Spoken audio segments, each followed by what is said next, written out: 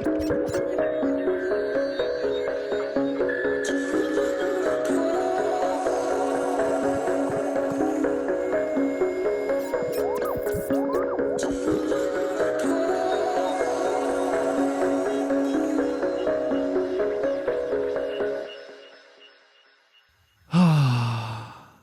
here in the Treehouse.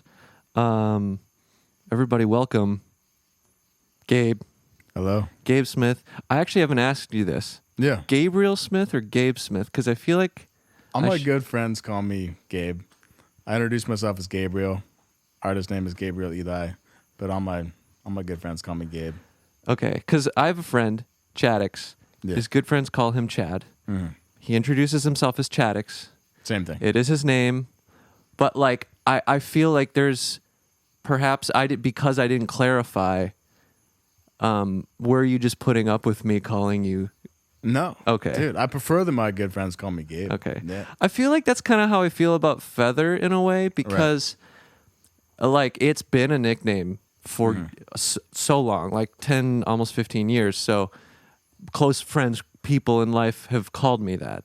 Right. And so people are like, well, what do I call you? And I'm kind of like, well, whatever you want, whatever you feel is okay. That's how you feel, kind of? Yeah, 100%. And it's always weird in the musical world because, people introduce themselves as whatever their DJ name is. And it's like, yeah, well, totally. Once you start to cross the boundaries of professionalism and friendship, it's like, it's contextual, I guess. All my friends call me Gabe. I struggle with that a little bit because I'm like, I don't want to feel that I'm coming off pretentious because I'm saying I'm Feather. I'm Feather. Yeah. Hey guys, I'm Feather. Yeah. But I'm also trying to practice seeing myself as Feather more, which I think is empowering. But yeah, where do you draw the line? And like what then like that's why I think I probably default to Kyle, and then people tend to overhear someone else call me Feather, and then they kind of go, oh, okay, I guess it's because I've noticed this. I noticed this on the road with the country boys a lot because I was introduced to everyone as Feather. Really interesting. And like I had known the guys before, but it's not like we're texting and they hit me up and they're like, hey Feather. Like it was more just they knew me as another artist named Feather. But getting into a context where you're like hanging out and you're actually getting to know people. And other crew members that I didn't know, I was introduced as Feather. But then anytime a new person entered the crew, I would be like, hey, I'm Kyle, nice to meet you. Yeah. But then they'd hear other people say Feather. And then I would notice they would kind of sometimes hit a feather in there, and they're kind of like floating it in, trying to test. They're like, wait, is this cool? Damn, he's so cool. His name is Feather. They're like sick. They're like, I don't know why I'm calling him this. And then finally they go, hey, so why is it Feather? And I'm like, I'll tell you. Yeah. I would never tell. I'd be like, why do you think it's Feather? Yeah, why do you think it's Feather, huh? I'll tell you why they call me Feather.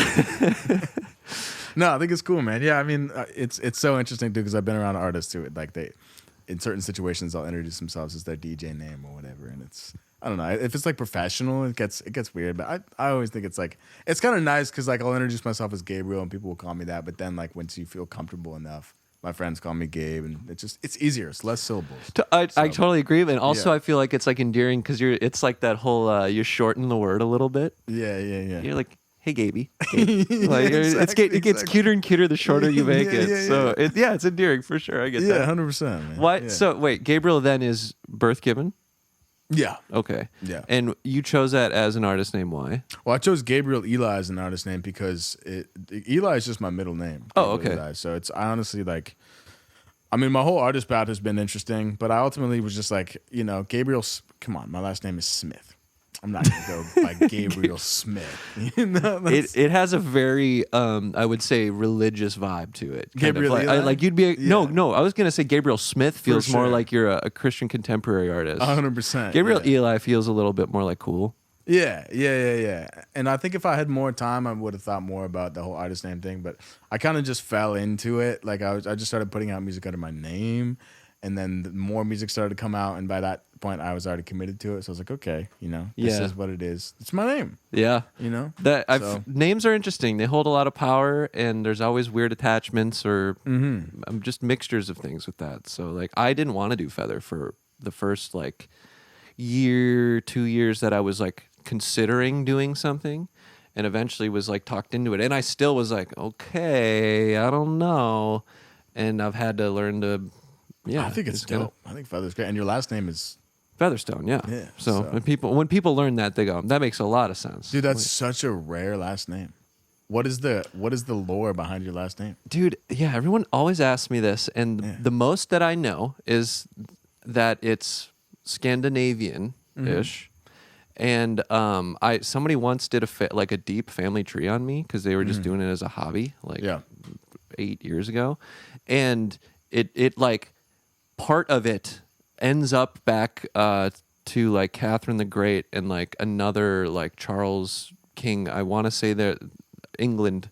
Right. So that's the most direction I have in that. So it must Cool, be dude. It's a sick last name though. Whatever it is, your last name could be Smith. Could be way worse. yeah, it could suck ass if you spit. At least I got a cool first name, and you know, yeah, Yeah. I'll take Gabriel. Yeah. But yeah, it's definitely got a sort of religious vibe to it. Gabriel, I was named after Peter Gabriel, and also Gabriel, Were you actually? Gabriel Garcia Marquez, who's an author. So my mom she's an environmental activist, very interesting woman, but she is she's been an artist for a lot of her life as well. So she named me after multiple people. Peter Gabriel being one of them, and then Gabriel Garcia Marquez, the author, being another one. So I have multiple namesakes. I for think sure. that's cool. Yeah. Peter Gabriel's kind of badass. He's dope. Sick. Yeah, he's sick as fuck for sure. So yeah, I like it. It's grown on me over the years, But yeah, it's I've kind of just become Gabriel Eli, and people like approached me in public and been like, "Are you Gabriel Eli?" And it's such a weird thing. I'm sure you can relate. You're like, what? Yeah. I guess. Yeah, it's kind of bizarre. For Yeah, sure. yeah. People call you Feather. That's got to be like, you're like, I am Feather. I know. Am I Feather? I'm in the group of one name people like Yeah. Seal, and But it's cool to be kind of ambiguous like that, I think so. There's certainly it's kind of mysterious. You're like, but yeah. I'm leading into it. I'm trying to enter my feather arc of life now. So that reminds me. Speaking of arcs, well, hold on. Let me correct myself because I feel like for anybody who doesn't know, Gabriel, Gabe's been visiting me on Zynthera to help make a record. Indeed. How was your portal trip? It was great. It's been very refreshing. I needed it. I needed to be transported to this world. I needed a break from planet Earth. Planet Earth is kind of whack sometimes. Bro, I feel that. I gotta escape. I'm also glad that Awen didn't mince you through the portal, and she didn't. That'd be nice. That was I'm nice. wondering about the structural integrity of your beverage. Is it still the same? Let me try it.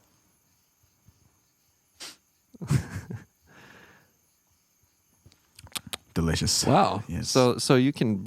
And you had doubts. Wait. So hold on. We can bring Earth groceries back through the portal. Wow. Indeed. Wow, that's actually pretty sick. Okay. That is sick. I feel like if you're gonna install a portal, at least provide me a manual so that I know like how it works and what I can do with it. I feel like. Yeah. Well, right now I'm still trying to figure out how people can just decide to change their names. I've been thinking about that a lot now. Well, you could change your name if you want. I don't see why not. Yeah, it's like whatever you feel fits you. I still like Awen. Me too. Awen is a nice name. I'm biased, but yeah. So Great. Gabe's been helping me make some songs and dive into some creative breaks and doing that. It's been quite lovely. Really enjoying it. Oh yeah, where was I going about the arc thing? Yeah, okay, sorry. Welcome to my train of thought sometimes. That's how it goes. Well, so Sadie cut my hair today. Looks great. She's been cutting my hair for quite a while. I didn't get a haircut when I was in Earth. So and even before that, I mean, there's no barbers on this planet, so like, Dude, Earth haircuts are way too expensive. they are. And I'll tell you what, it's actually been messed up. awesome having her hack away at it because she does a good job. I mean, that's plus of having like Absolutely. an artistic partner is they kind of can do any artsy shit like that. At least she can. So like, yeah, she's just been hacking it up, and I'm entering. I can tell she's grooming me to look like an anime character. Like I can very much see her sculpting me into her preferred type of man. Yeah. And I don't know how I feel about that. Like, I like it, but also I'm not an anime guy like at all. Like You never watched like One Piece or Bleach or anything? no, like not really. I mean, growing up, I could watch a little like Pokemon and Yu-Gi-Oh, but I couldn't do a lot of like cartoons that? growing Okay, up. what about the Miyazaki movies like Spirited Away? Spirited Away, I've seen that. I'm a big Yeah. fan of that. What And about I've seen. Princess Mononoke? I actually started that and didn't get to finish it Why not? because we were watching it like in like a Discord watch party with a friend a while ago, and then something happened and we had to stop, and we just never picked it up. Interesting. But I've been told that that's something that one I would particularly like. They're amazing, particularly that one. Yeah, when I was a kid, I probably watched that movie 20 times. I cried when I was a kid watching that movie. It's so beautiful. Yeah. Isn't it a lot of nature themes and stuff? It's a lot of nature themes. It's the classic like tale of nature versus man trying to come in and destroy nature. And it's literally a battle between the forces of nature and man trying to corrupt nature. And it's this beautiful back and forth. And it's just the music is incredible, the soundtrack's incredible, the story, the visuals, everything. It's pretty old. I think it was made in the 90s. My mic just cut out. It was made in the 90s, but it still holds up. It's amazing. But it's definitely something you have to kind of sit down and watch, like with your partner, and be focused on it. It's not something you can just have on in the background. You kind of have to immerse yourself in that world because the music is such a fundamental part of it as well. Yeah, totally. Dude, I love those movies. I think they're incredible. And because I mean, I was a little bit into anime when I was younger. Like I was really into Naruto and One Piece and Bleach, but I read the mangas mostly. Yeah. Well, that's what Sadie did. Like she was big into reading those. And her brother also grew up watching anime a lot as kids. Yeah. So like she's been baked into it for a while. And yeah, I saw like commercialized American like Pokemon and stuff, right? Like that's like I feel like not really anime like compared to some animes are. Yeah. So I've been actually like trying to learn about these animes because anime culture is really interesting. The way the writing is, the way they do character developments and arcs is like very much an anime culture thing. Totally. And that's sort of like a new concept to me. I feel like I don't see unless like arcs in like other types of American television, maybe small arcs, but like the way they lay into it and then the culture speaks about it after the fact is like they're so well known that they're arcs and people have preferred arcs and like all this stuff of it's such an interesting thing. And like I haven't been in I'm not a big consumer of anime now, but like I remember when I was a kid, One Piece was it is such a true thing. Like the arc and the character development of these characters is so huge because they start off kind of young and they start off kids, and then throughout the progression of the story, they get trauma, and they get scars, and they get in fights, and they have to overcome all these different struggles, and then you see them become something like that. I don't know if you're a fan of. I've been rewatching Breaking Bad. Oh, a big fan of that. I've only watched it through the once original time. Okay. Like that was probably like 8 years ago. Well, dude, you want to talk about a character arc? Oh yeah, that true. Shit is crazy. Because you watch this guy who's he gets cancer. Spoiler alert. He gets cancer and he's trying to provide for his family. And he's a high school science teacher. And he's like, shit, I'm going to die soon. How do I provide for my family? He starts manufacturing methamphetamine. So then the story starts off and he's just this innocent family man who's trying to provide for his family. He's a good guy. He's a people pleaser. And then by the end, he's this fucking hardened, like narcissistic, like manipulative genius drug lord who's just like killing kids and doing all this fucked up stuff. And so you get to see his whole arc and all the decision making that leads up to making him that character. It's been cool. Dude, that's so true. I remember watching that the first time and it's like heavy. Yeah, it's super heavy. So we would be watching it a couple episodes. Sadie's like, I don't know, I can keep going tonight. Like, I gotta chill, watch something nice before I fall asleep. Every my current girlfriend, she's also not into it. She's too much for her, for sure. But it is a great show. That's how I feel, not in the heavy sense, but the anime sense of like, I can watch a few episodes, but sometimes like I can't rip like 5 in a row. Yeah. Just the way that they're made have this really like, I don't want to call it over the top, but it's very theatrical in like the way the characters get emotionally upset and like, like right. hey, why did you? They always got a chip on their shoulder, hanging on to something that happened to them in the past. Are you like character? Are you like the kind of guy like you take on that energy and like you carry it with you the rest of the day if you watch something like that? I don't know if I do. It's just I think it's about. I mean, me watching any television or I mean, movies is I guess a little different, but you know, you got to set aside more time for a movie. But watching any TV is kind of a hard ask. Right. So I'm a little more selective, and I think maybe just I tend to look for some type of like chiller, low key, or like honestly like documentary type shit. Like I'm nerding out. Yeah. But yeah, some of the energy of like those shows is like I also get very frustrated at the pacing sometimes. Is how it feels like the action of something happens so slowly over a course of 1 or 3 episodes. So you get bored. You want more stimulation. I think so. Yeah, saying I'm bored, maybe that's true. It's like I don't want to say that I don't think I'm bored of it because I do think it's interesting, but my brain is very fast paced. So sometimes I'm like, yeah, but like just do the thing. Get to the goods. Yeah. I understand. Yeah, I don't know, but I am growing into it. Clearly, yeah, dude. I'm weird though, bro. Because like I put Breaking Bad on when I'm tuning vocals. What? Like I'm serious. Like or if I'm mixing or something, I'll just be like doing things that are like I kind of know how to do that are very technical. I just need like a little like entertainment going on because I'm just like, I get bored. It's audio's on too. Yeah. Really? Yeah, it doesn't distract you in tuning? No, I turn the audio from the Netflix down. Off? Or just really a little low, bit? Just really low. Interesting. It's almost like a visual that's playing. Yeah. You know what I mean? That's interesting. I've always been like kind of jealous that Sadie, being someone who does a lot of like arts with her hands, she often has podcasts or shows on to accompany what she's doing. So that's not something you can do if you're mixing or producing. And so I'm always like, dang, I wish I could put something on. But like, maybe if it's a more technical like thing. Well, yeah, it's.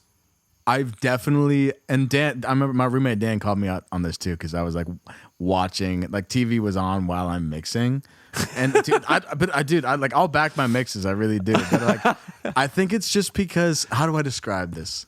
It's like I know there's a lot of things that I know I need to do, like. I can listen to things in isolation and be like, okay, this sounds how I want. This is what I need to change. I can like separate the two. But like if when it comes down and I need to mute the Netflix, I'll fucking mute the Netflix. Well, right.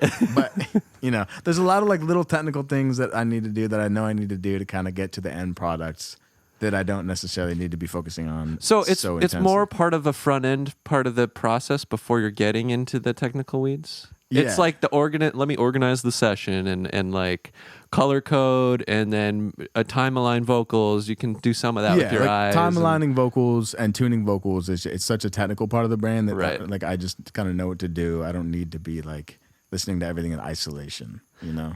Have you ever fucked with that vocal line stuff? I've never done it. I've been curious. I don't want to pay money for that. I don't either. I'm like really trying, aside from you showing me Metatune, which I'm interested in trying myself, because Nectar is terrible. I hate it. The vocal line thing feels like something, if it worked, actually could be a very beneficial tool. Dude, so I recently worked with a vocalist where there was a lot of time aligning that had to be done. And I was like, I wish I had vocal line because this would save me a lot of time. Right. But most of the time it doesn't need that much time. I can just kind of, especially in Logic, it's really easy to move things around timing wise. Like the audio is really easy to you know. Well, right, because I don't know the workflow of vocal line. Like, do you gotta like record it in type thing and then let it, and then it reprints or something? Maybe the amount of time is probably like Melodyne. Yeah, it's probably like that. You just like it takes all of the audio, but you have to route everything. Yeah. I imagine it takes a lot of CPU. I'm sure it works great, but like I haven't run into an issue where there's so many layers that are so off where I need a tool like that personally. Yeah. But I know a lot of guys use it. Like for me, when I'm recording all my vocals, everything is pretty much on beat. My rhythm has never been an issue. Tuning stuff is like takes a little more. You're so badass when you say that. Yeah, I'm kind of incredible. Rhythm has never been an issue, but dude, sometimes rhythm is, dude, it's so interesting. Like sometimes rhythm is like, I've worked with singers who are always consistently behind the beat, and I'll have to I can literally take their whole acapella and move it like the whole and thing, it works, and it sounds so much better. Okay, so here's a question about that then. Is that style? Because a lot that is often brought up with drummers specifically. Yeah. And I watched an interesting video where they were like showing two different drummers, and I think they were playing essentially the same beat, but the way one kind of lays back in a pocket gives it a different feel. So, like, do you think that kind of works with vocalists too? Well, dude, I might have told you this, and I actually saw this on another podcast, and this is really interesting to me. And somebody was talking about how black singers typically will be behind the beat, which generally, if you're behind the beat, will allow for a more relaxed feel. Sure. That has a little bit more, like swag and feeling to it. Same thing with drumming. So I think drummers usually talk about wanting to be behind the beat, if I'm not mistaken, because it allows for a little bit more of a natural feel. Versus white singers allegedly being a little bit early before the beat, which it kind of does the opposite. And I personally have found that to be true. I've also worked with a lot of singers who are always early, and when I move things behind the beat, it always feels way better. So to answer your question, no, I don't think it's stylistic. I just think it's like a natural rhythmic feel, and that's inherent in some cultures. Because not to be racial, but prominently black people growing up in church, there's an inherent sense of rhythm and feeling that comes with that. I think that I've been really interested in that and cultural aspects of and then how it ties to music. So very much like you're saying, like gospel and more of these cultural genres that arose from those cultures have certain feels and styles. And I have this dumb saying that I say to Sadie, I'm like, it's crazy how things are what they are. Because it's like, if you actually think about, well, what does being behind the beat mean? It's like a laid backness. There, you don't have a rush. You're comfortable. Right? And like those genres have this like, gospel's like I'm just happy to be here, like singing to. I'm present. It's like, and other ones that are way more fast and like rigid. That's stiff. Yeah. It's on beat. It's totally mechanical or take like just military drum marching. Like it has to. It's tight because it has a function. It's what it does, and I think that's a perfect example of that. Yeah, 100%, dude. I mean, even in Hispanic music, reggaeton, like you get a lot of that swung feel, and I think with that that swing, it allows like a looseness. Yeah, it feels very dancey and stuff. And I'm sure there's a time and a place for the more rigid stuff. But yeah, back to kind of what we were talking about. Like I don't know. I think it's just like a lot of upbringing and natural feel, Like, you can take a drummer who might be super technically great, but he just doesn't have feel. Yeah. Like I used to be a guitar player. That was my first instrument that I fell in love with. And I went through this phase when I was like 14, 15, 16, where I was like obsessed with metal and like progressive rock, and I was just like a nerdy shredder. Like, you were a shredder, dude. I can show you videos, bro. I was a shredder. Wait, can you pull one up? Yeah, absolutely. Please pull one up. Pull one up on your computer. Yeah. We're watching this. I'm stoked. I had no idea. Okay, dude, I was about that life. I really was, and I was so like technically, I was just like playing to a metronome, like just going crazy. Could you do sweep picking?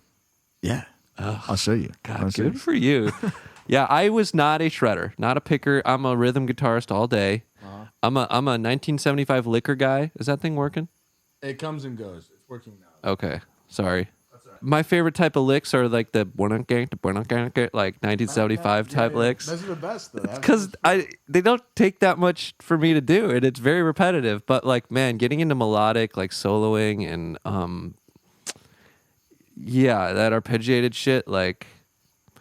I mean, I don't really, I just never, I wasn't growing up listening to music that was like that. It was more the pop punk power chord stuff. Dude, for me, man, it was like, the first band that got me really into music was Green Day. So I fell in love with like the fucking mascara and the the super low guitars and the rock and roll, and I was like, that's so badass. I want to be cool. And then I got into that world, and then I got into my like Hot Topic metal days. I don't know if you ever went through that, where I was like, I was a Hot Topic kid for sure, but not metal missed me a little bit. Yeah, so you were never into like Avenged Sevenfold or Metallica or anything Not like quite. that. I did. Yeah. I got the Blink-182 was like the more heavy of that side of things, and then I Love leaned them. progressively more and more pop. Okay, as so I got older. You didn't get metal, you didn't get heavier, you just got more pop. Yeah. I got you. I started on the classic rock and then like Nirvana, basically, and then I Wow. hit pop punk like Blink-182. And then from there, it just got poppier and poppier, pretty much. And then, like acoustic, Never Shout Never type stuff. Yeah, I got you. I just realized I didn't have something to plug that in. So, will you send that to me? I'll pull it up on my computer. Absolutely. I was like, pull that up on your laptop that I can't connect. Are we at all. friends on Facebook? I just want to make sure you can see this. Yeah, I think don't know. I don't go on there much. We'll see if this works. I just sent it to your. All right. Just texted it to you. Do you want me to email it? No, that's fine. All right, cool.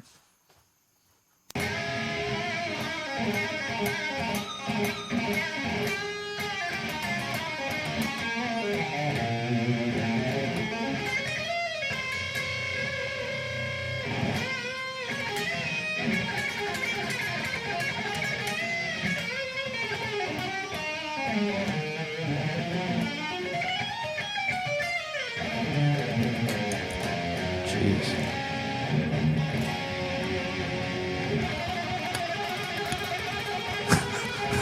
Oh my god.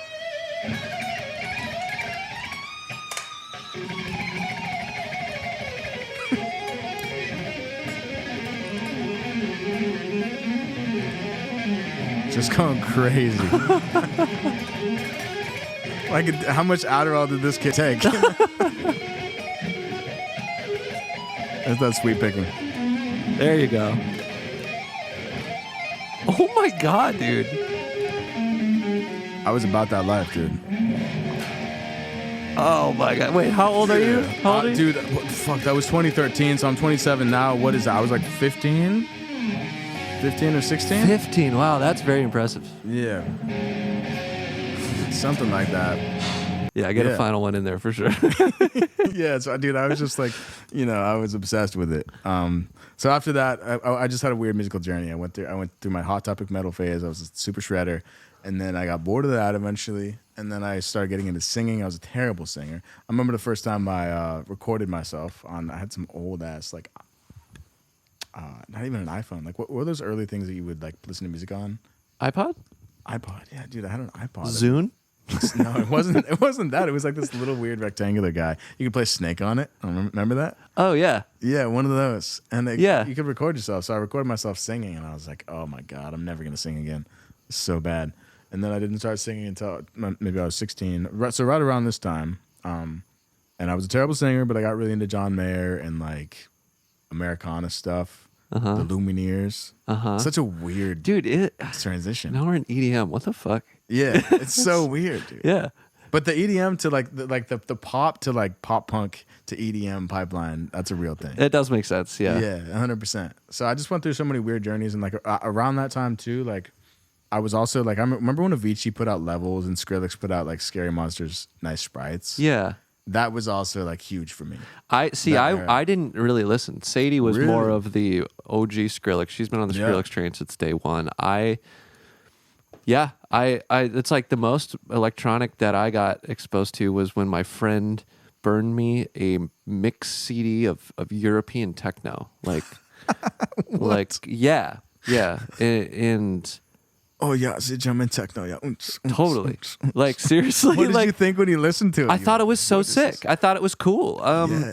And I almost was a little bit listening ironically, I Yeah. think, because no one I knew was listening to it, and I did like it, but I Right. didn't.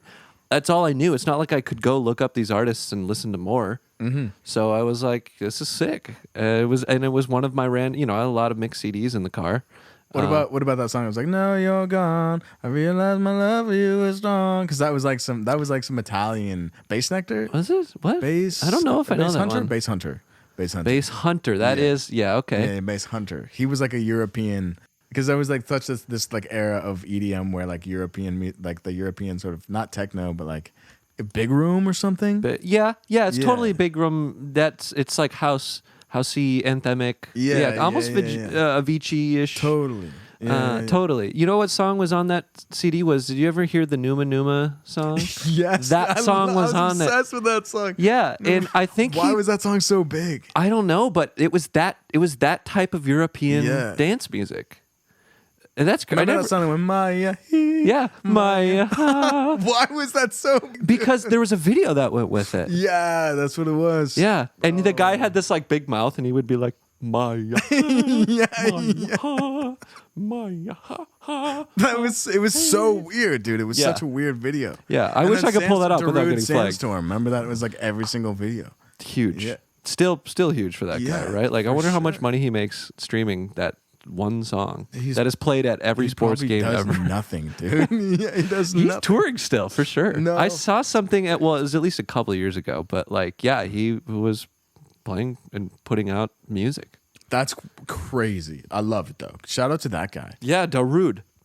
Shout out to you, Darude. People still talk about that guy. I think those guys are really like OG DJ club DJs, whereas like the new guard of DJs now are a mixed bag of producers, artists, and DJs. And a DJ is not a producer and vice versa. Same with being an artist that makes electronic music. Like myself, I wouldn't call myself a DJ. I know how to DJ, but the nuance of the art of DJing is like it's its own thing. Like the subtleties you need to know in tracks and how they build and how you curate and how they affect a crowd and context and all this shit.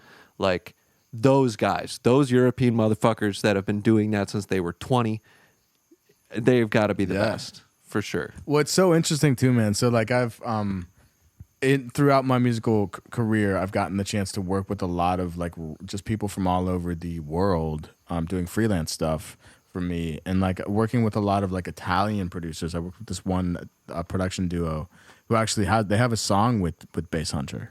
Oh, cool. They're Italian, and their name is Alien Cut. And these guys look crazy. They have like these crazy like mohawks, and they just look like they're straight out of like 2001. And you listen to the music, and it's literally that like the big room from like 2000, the early 2000s that you listen to. But apparently like that's what they love in Italy, and never stopped loving it. Dude, I was working I somehow got connected with a bunch of DJs in Croatia who started hiring me to do top lines. Cool. And they all make this like they love slap house, and they love like this certain kind of house there. And then I was working with this Lithuanian producer. I've done a bunch of songs with him, and they're obsessed with like slap house up there. So like regionally in Europe, they just love all these different kinds of EDM, and it's so like niche. Like people in Italy, like they love this like super dated sounding big room music. Yeah. When in America, we're like, what is this? But then in Europe, like they're like future bass. What the fuck is that? Like, I know. I don't like that. Yeah, it's stuff like that that really makes me curious about culture. Yeah. And why they lean into certain genres at certain times, because often it's like, I believe it's like rock or punk often is associated with cultural unrest. That kind of seems to be trending true right now in at least in the United States, because there's a lot of cultural unrest, and you're seeing a pop punk-ish, emo-ish resurgence or fusion into other genres, and even just I would say in the same sense, the small scale, intimate, sweaty punk energy show, like a boiler room set, feels like you went to a dingy ass club in the 70s, in the late 70s, to see a punk band, and everyone was losing their minds and sweaty as fuck, and like people want the authenticity. Yeah, and just the intimacy, I think. They want to feel connected, and absolutely, like, they're all there for the same, like, feel together in something. I completely agree. Yeah, people. I mean, there's so much like modern polished production, and people are wanting to feel connected to something. I've had a lot of conversations recently with friends about how rap is not as big as it was 3 years ago, and we've seen this rise of Americana, like the Zach. What is his name? Zach Bryan. Zach Bryan's, and the he's Noah a great example. The raw. Yeah, you hear that shit, and you know that man is hurt. You know that man, like, he's not like doing tune vocals, like any of this shit, and you're like, wow, this is real. This is refreshing, especially in a country genre that's very polished. Yeah, That's a great example. Totally, man. So people are wanting to connect with something a little bit different now, and at least in the EDM world, we're seeing these fusions of genres. Metal is coming more into EDM and rock, and there's more organic instruments, and people are getting a little bit more creative with what they're blending together. So it's like we're seeing the breakdown of genres happening and the shift happening. I don't know what's next after Americana. We've been on this pop punk wave, like you said, rock. I think rock and metal is really coming back now, which is cool. I love that. We're seeing rock and metal bands getting huge numbers on Spotify and stuff. Really? The Sleep Tokens. The Sleep Tokens of the world are becoming more popular now. Sleep Token is like renowned for having a killer fan base, and that's a great example. Yeah. This was years ago too. They played at a venue in Minnesota where Sadie and I used to work because her dad was the production manager there. So she would do merch and I would stagehand and stuff like that. And one of the nights, I think Sleep Token, and maybe they still hold the record, but they did for the most merch sold in a single night. And it was like over $60,000 worth of merch. That's crazy. Of these fans that are just so... In Minneapolis? Yeah. Wow. Dude. Yeah, it's a 3,000 cap venue. Crazy, it wasn't like bro. it was a club. Yeah. That's insane. That's fucking nuts, dude. I know. That's wild because they just have that dedicated fan base. Yeah. Yeah. Yeah. They're killing it. Yeah. But I don't know. They're phenomenal, but they just have this really cathartic kind of music, I think. And Totally. It's just so It's like just pungent of emotion. yeah. Which is what I love about metal. And there's a lot of parallels with metal and EDM in that sense. It's very euphoric. It's very cathartic. It's a big release. So yeah, I think it's interesting that we were talking about how the state of the world is where it's at right now, and how people want this release of emotions and they want something more raw and So with that in mind, I'm curious then where the melodic bass scene, while feeling that it's sort of been dwindling and oversaturated, I would say that has the cathartic release. So do you think it's going to come back, or was that what previously happened? Like, don't you think that would also be on the rise then? No. I mean, I don't know. You and I were talking about the melodic bass scene a little bit earlier today, and I think it's a little bit stagnated, personally. Yeah. This is just my personal opinion. So I think it's like the next step is incorporating different genres. So let's take Elenium, for example. Elenium is great. I think he's awesome. You listen to his new record. He's got Spirit Box features. He's got Motionless in White features on there. He's got pop punk people on there. So he's incorporating, the melodic bass and future bass elements, heavy electronic influence with these rock elements in there. That's like creating this new version of this fusion of metal and rock and melodic bass. So you think bass. that's what it's just turning into? Like that is now future bass or melodic bass, I'll say. Because future bass still is like somewhere in the world of the Flume meets. Really? I think technically, yeah. We'll say melodic bass. Yeah, we'll say melodic bass. But melodic bass is actually more now rocktronic, as they're calling it. For sure. Yeah. Okay. And even Keizo. So it just changed, yeah. I've been really into Keizo, and he's doing a lot of, electronic is so hard to describe because there's so many different genres, but he's been doing dubstep, but he's meshing metal in there. Some of these records sound like they're straight up metal. Completely. Electronic records. But then it gets confusing because you listen to metal bands now, and they are using electronic programming. Totally. I'm obsessed with Bring Me the Horizon. I was just going to say, they do a great job of that. Bro, some of the shit's like literal like drum and bass. But it's got metal guitars. Yeah. So it's like, what even is this? Is it electronic? Is it metal? It's both. It's everything. So yeah, I think that's kind of where I see the direction going. And I think, like we talked about earlier today, melodic bass artists or EDM artists are now in a place where they can get away with doing a lot. And I think that there's a big fan base for it. There's a lot of room for it, and there's need for it because so many music scenes are musical genres are so saturated now. There's a place to get more creative and experiment. And I love it. I think that's great. I think you and me probably appreciate when we hear a record and it's a little bit different. You're like, wow, this is cool. Totally. But is that just like the pretentious producer in me? I'm like, I just want to hear something new. I just really want to see something that's like different. Yeah. Well, sure. I mean, I can relate to that for sure. But I think just general listeners too, they gravitate towards stuff that's a little bit maybe. Yeah. It's got to be just familiar enough, but also just new enough. Right. There's a sweet spot. Yeah. Yeah. But there'll always be a place for certain genres to like Yeah. always exist. You know, I mean, I was talking to a client of mine recently, and they were asking me like if people need something new, and I was like, I don't know if new really exists, but like these different genres. Yeah, what would that even be? Yeah, they just take on new evolutions of whatever the previous sound is. You know, like metal, how much has it really changed from 50 years ago? Yeah. I mean, it's incorporated other genres, and the production's gotten more modern, but like... Well, yeah, then at what point is it like, yeah, not metal anymore then? Right. And that's kind of what we're seeing. Is it metal? Is it electronic? Is this electronic? Is this metal? So does it make it new? Right? Or because those have technically been done, both of those. It's just an evolution of it. New feels like it'd be subjective to the listener if they haven't previously heard those sounds. Right. Or genres. Right. Yeah, I don't know how much new, like, I can't remember the last time I heard something and I was like, oh, you know what? I can remember the last time I heard something and I was like, this is fucking weird. Yeah. It's this band, dude, called, let me pull it up. Yeah, I'm going to shout these guys out. And I'm gonna This is I'm going to weird. send this to you because you're going to like this. Fuck yeah. That Skrillex song we played earlier today was weird. It was weird. But what's funny is that's from like 2016 Yeah. or 18 or something. Totally, dude. He was so ahead of his time, and he still is. It's this group called Sad Night Dynamite. Sad Night Dynamite. Okay, so let me guess the band name off of it, or guess its genre off its name. Sad Night Dynamite is... The song is called Icy Violence. I Sad want to. Night So my Dynamite. first thought was that it was hyper pop meets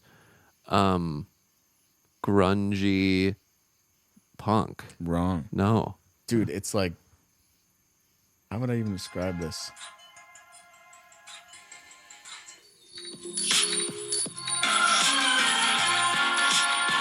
Oh, it's like it's carnival music. No, actually, that reminds me of a lot of experimental bass influence. Oh, it's got reggae. It's dub. Yeah. And then there's like, it's a long ass song. It's like 4 minutes, and then it goes into this like, it's got like it's carnival, like fucking like, It's medieval loot in there. Yeah. You know? Totally.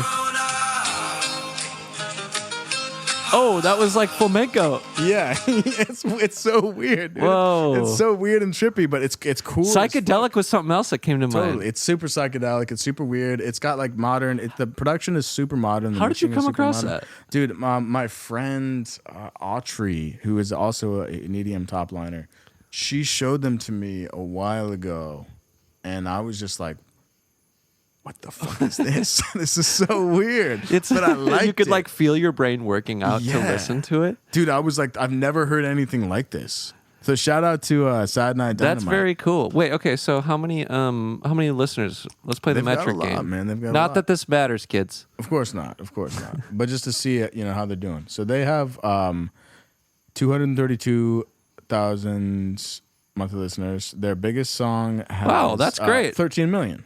Yeah, They're Yeah. crushing. I They're bet doing they'd pretty good. I bet they'd play it like Electric Forest. I feel like they have some weird shit like that there. yeah, their live shows are weird because Do they dress up? I bet they do. They look like they kind of look like Like- that. They're like interesting looking white dudes that are kind of like you don't know where. Are they they're from. European? They look like they are. They look like they're British, but I'm not sure where they're from. It honestly reminded me of.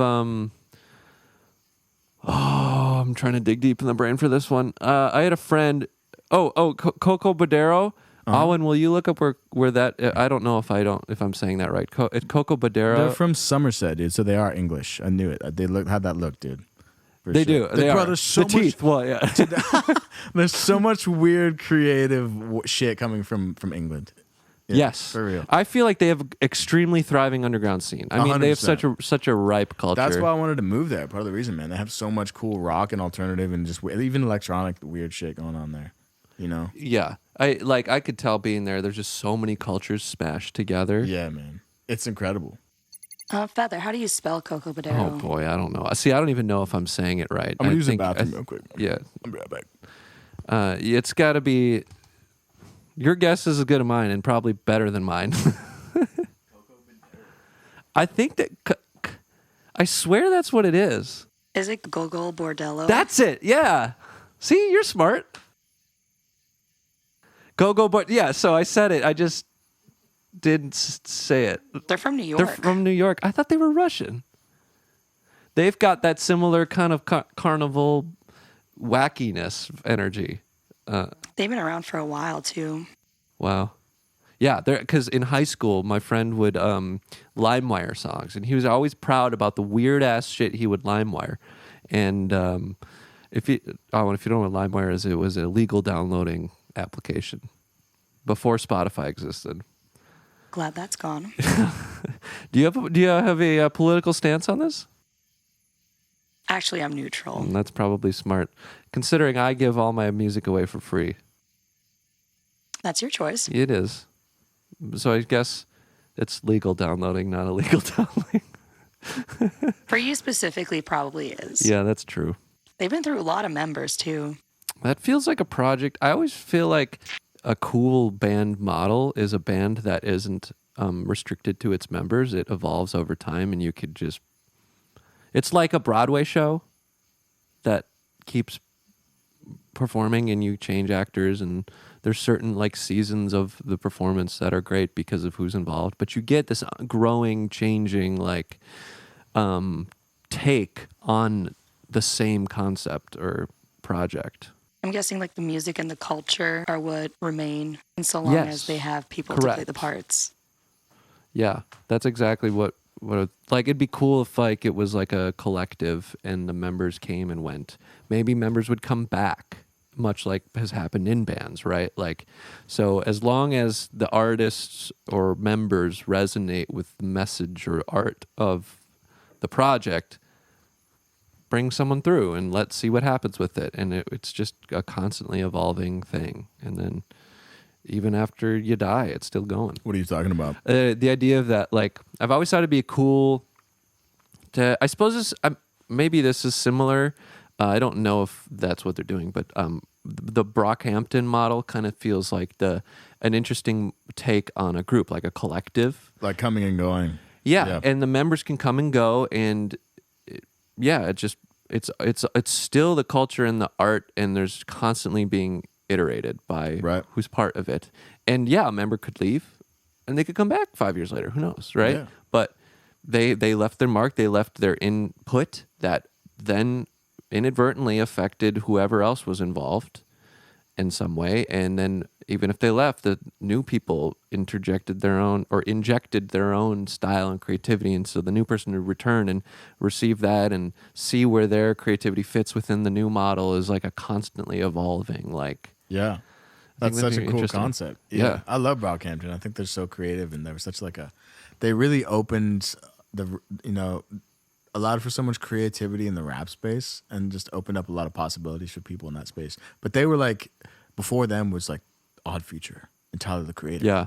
You know, that they were like doing whatever and like meshing with so much weird. That's so true. I styles. forgot about them doing that stuff. Brockhampton came from them, you know? Really? Well, yeah, I mean, yeah, dude, for sure. You can hear Do the you mean? influence all Oh, over. you don't mean The members. influence. You don't mean. No. Oh, okay. Just influence. Oh, yeah, Dad. Okay, for sure. Yeah, Because, dude, like talking about high school and like Odd Future and Tyler the Creator, that was such a like pivotal. Because Frank Ocean was super big then, and like Odd Future, and they were just doing all this weird creative stuff in the rap space. Yeah. And then Tyler the Creator, and I think he kind of influenced this wave of like West Coast rap, and then Brockhampton was kind of like an evolution of that. Totally. You know? Yeah, I kind of feel like I have some type of hopes for the Common Garden being some iteration of that, but more in a multimedia sense, I think. Right. It could be music. Yeah. Because why not? But it's like whoever's involved at the time and what they can contribute or feel like doing creatively could be any type of art. I think that, yeah. Let me join Common Garden. You're in it. Hell yeah. You don't got to ask me, baby doll. Yeah. You're in it. Yes. I don't think of you in it. That's yeah. awesome. Yeah. Amazing. I love that, though. It's That a cool geeks thing me to think out. about. Yeah. Yeah. I've had, I mean, I've very much been on the community, trying to figure out how to inject some more community into the whole creative process. And it's hard getting, fitting in community projects amidst personal projects has been the biggest challenge. And so I've been trying to figure that out. But I think whenever it happens, will happen, and it will happen how it needs to if it does. And, you know. It happens over time. I mean, you know, even you and me recently, like I've been helping you you've been helping me with my website, and the client in Tampa, talking about working with them. Totally. And Yeah, just and those the network spreads. Yeah, that takes time to kind of grow those ideas into fruition, and I think as long as the conversation's happening, that's a great start. Like I'd say this, like, recognizing in myself a lot of the things I've done just by going, hey, that'd be cool to do sometime. Yeah. And then doing it. Like, I mean, even technically in form of like a podcast, like Sadie and I like tried to start a podcast like twice. First like during COVID, and then like another time, and there was always like technical problems, and then like just wasn't a good idea. It just, but because we thought it'd be fun to try, it probably set some tone for me to end up doing whatever this is, which is more than just a podcast. It's a weird fucking thing. Like, I don't know. Yeah.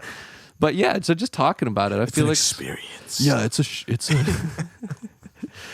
yeah, it's like, I also say show, and show feels pretentious too. Come on, that's all in your head. It is a show in a way. It is. You're right. It is. I shouldn't apply such a negative connotation to that. It's entertainment. Yeah. It's okay that it's a show. Yeah. Yeah. Thanks, Gabe. Yeah, dude. Appreciate you. Yeah. You know how many bros are out there with their podcasts talking about happy dads and, fucking. Wait, what's Happy Dads? I'm calling out the Nelk Boys. Nelk Boys, if you're watching this. Nuck Boys? The Nelk Boys. Milk? Nelk? You've never heard of them? No. Dude, that's great. I'm so happy for you. Don't look it up. You'll lose not. brain cells. I'm not on the internet much. Shout out to the Nelk Boys. That's why we're here. Fuck you guys. Just kidding. This is the equivalent of going up to my cabin in northern Minnesota where there's no cell service. Yeah. It's it's just a different environment. But yeah, no, it's like I just don't. I will seek out what I want when I'm curious to learn more, and but yeah, it's the point I'm trying to make is that there's a lot of zero value information podcasts out there. Rather, can you give me a synopsis of what the Nelk Boys are about? Yeah. So hold on, Nelk. Yeah, so it's basically just like, Is it their last name? Nelk. I don't even know where it comes from, man. But so originally, this will give you an idea of what their culture is about and what these guys are like. So one of the founding members was this guy, Steve Will Do It, who basically got his popularity from drinking alcohol bottles, like killing an entire handle of, what's that cinnamon whiskey? What's that stuff called? Cinnamon. Fireball. Yeah. Oh. So this dude would just basically like, Steve Will Do It got his name from like, he will do anything. So he would drink like an entire handle of vodka and then blackout. And then just the whole vlog was just him, doing Blacked that out. and blacking out. So that's kind of the Nelk Boys thing, is they just are the kind of frat boys who have this podcast. I understand why you left Earth, Feather. Yeah. Yeah. So what do they talk about? Like they'll have like Dudes professional being fighters guys? on. Yeah, dudes being guys. They'll have like professional fighters on. Like they had a podcast on with this like guy who's from Dagestan.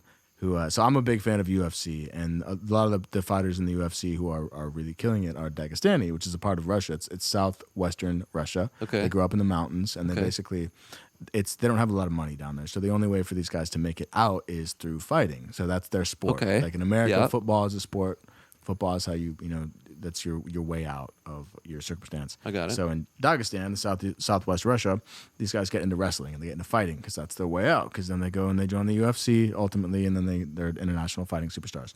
So this guy had this, and they're religious. They're very Muslim. So the Nelk Boys had this fighter on. I can't remember if it wasn't Khabib, it wasn't the big one, but it was like maybe Islam or one of the other big fighters. And they're basically like, yeah, so you guys like can't have sex with girls. You got like only marry one girl, or like you guys can't drink alcohol. And they're just, it's just super ignorant. It's super ignorant and just like untasteful. It's not a bit. No, they're not. serious. They're just like frat boys, straight up. But they have this huge platform. And it's become, dude, they've had Trump on.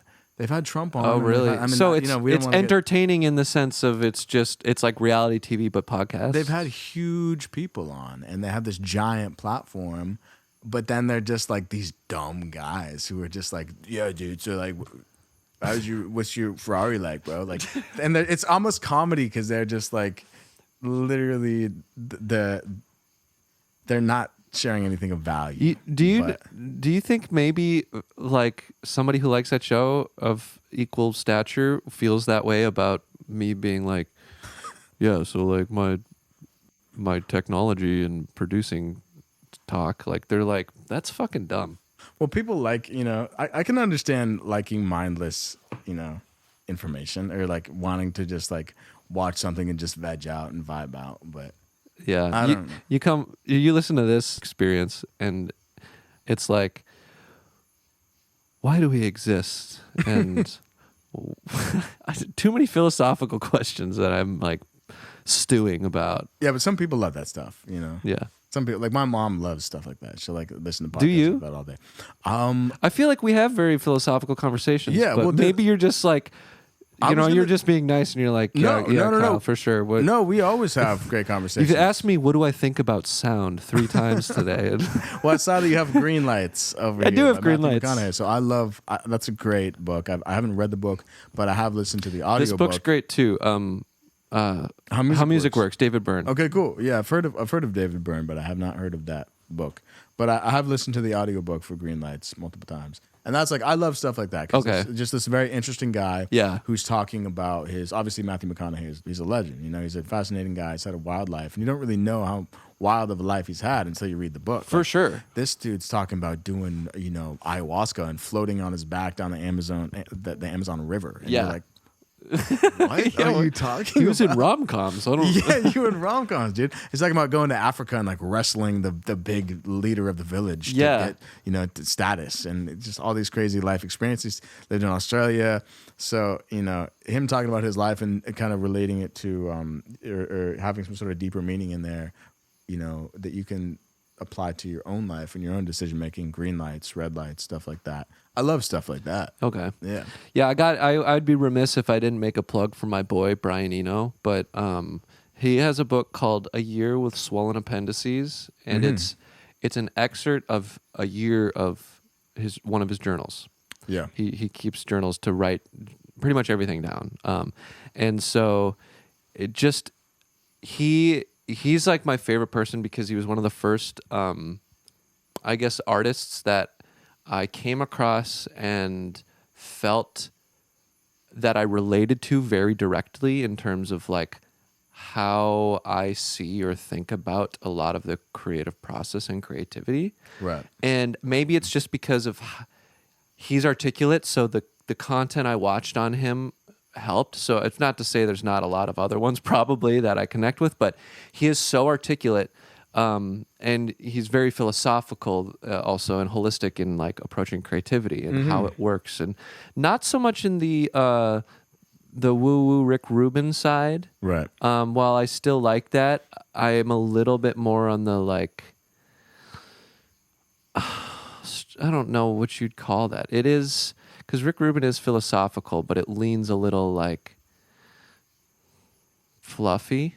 Maybe overly spiritual? Would that Maybe, be a yeah, way to you're describe right. Brian Eno doesn't often get spiritual. He gets like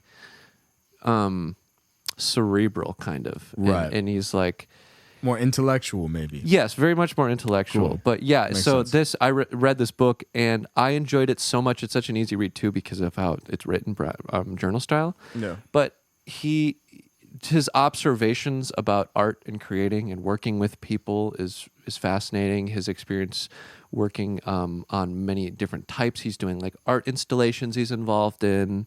And then at the end, it has like short stories he's written and all these things. He just likes to create. Like he's like playing on his computers with generative sounds and just constantly like making shit. But he has a really smart way of how you do it and like how to get that creativity out of people. And clearly he's on so many insane records and has left his impact across multiple genres and generations of music. Brian Eno's a legend. Yeah. So I love that book so much. So I always tell people because it's like kind of like a low key, like, why would you know about that? Dude, no, I love stuff like that. I went through such big chunks of my life. I was obsessed with self-improvement stuff. And I was really into stoicism for a while, randomly, and just learning about that world. And I don't listen to too much of that now. I was actually talking to Shams about there's this book called it's called like The Way of the Superior Man or something. Okay. And it just talks a lot about the philosophy behind masculinity and I manhood. thought he had very interesting perspectives on that, of the feminine masculine balance, and then incorporating it into his music. I thought was really interesting, and him That is doing it interesting. like consciously. He was like, "No, Yeah.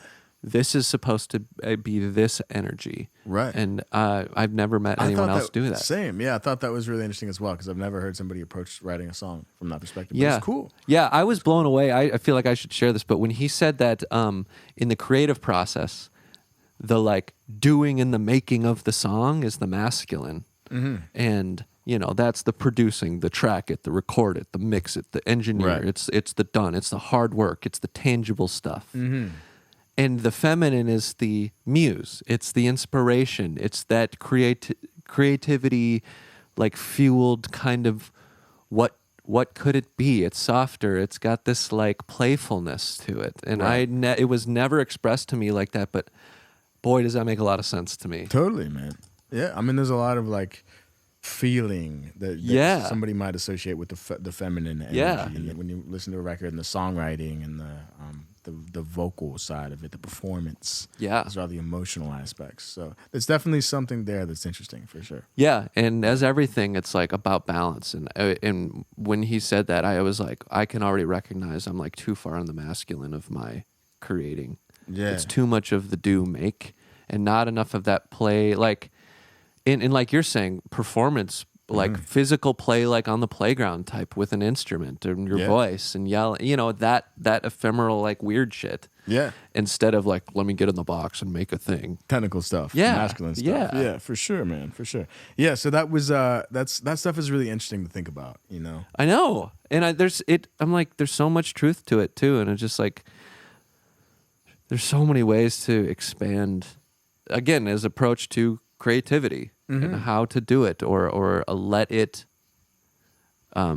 be met with less resistance and your health, creative health, I guess maybe you could call that. Yeah. Creativity is such an interesting, ever evolving thing, man. I mean, I talk to all my friends about it so much. And so me as a full-time creative, like I have such a different relationship with it because I've had to make money off of it. And so it's I've had to go through, I put through so many hours of just like writing songs and singing and like messing around and figuring out what works. And then like, I was talking to you earlier today about how I've been writing so many songs and I'm like, damn, I wrote 20 songs in the last 2 weeks and like, they all kind of sound the same. Yeah. What do I have to do to like, how do I start like incorporating different lyrics in and different melodies? And like, how do I break out of, now I'm really good at maybe writing this kind of song now, but how do I break out of that and start doing other weird things? And it's been amazing working with you because we've both been coming together and talking about its concepts and like what we want things to be like sonically and everything around. Is that a different experience for you then? I'm really curious, like your like experience then with that, because I come from so much more of the conceptual side, but I've learned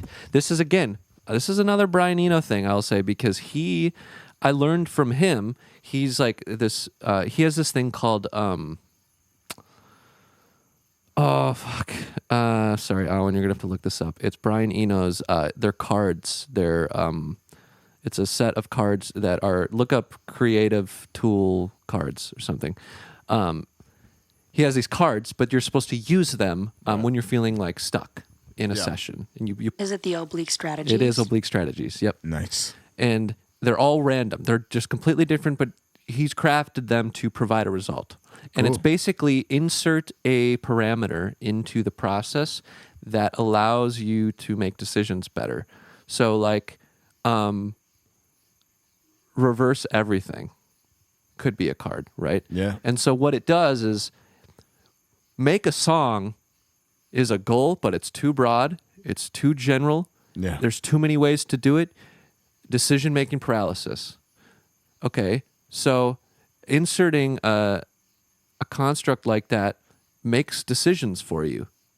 You can't get hung up on decisions you have to make because they're already done for you. Mm-hmm. And you have to make everything under the context of what that is. So that's again, it's the concept of what it's the intention, basically. And so I realized that I actually work really well that way. Mm-hmm. I thrive in a conceptual like world thing, right? Yeah. So like for me to be like, okay, this is about this experience being on this planet. so much of that means, okay, I know where the music fits. I know where I fit. I know what I'm trying to say.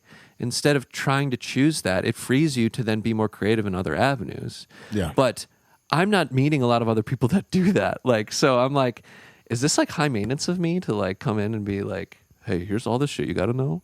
And,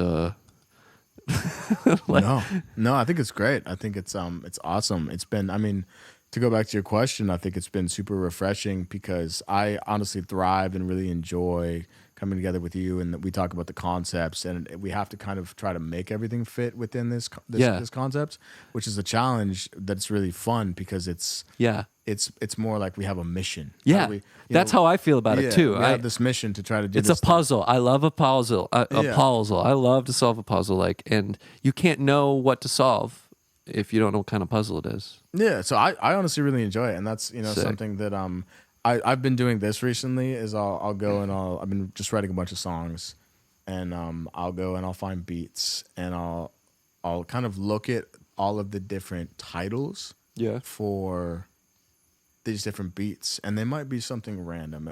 The one might be called Poison.